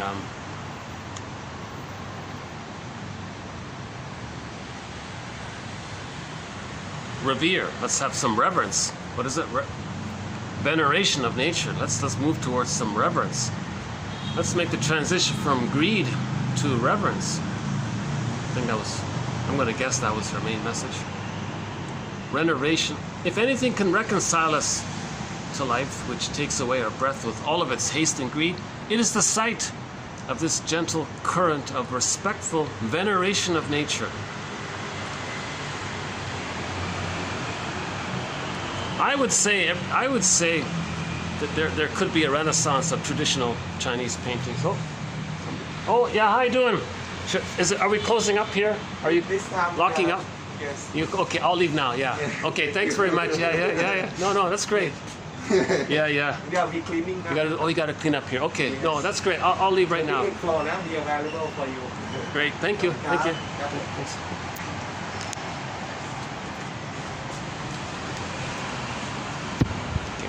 Good timing here. Okay.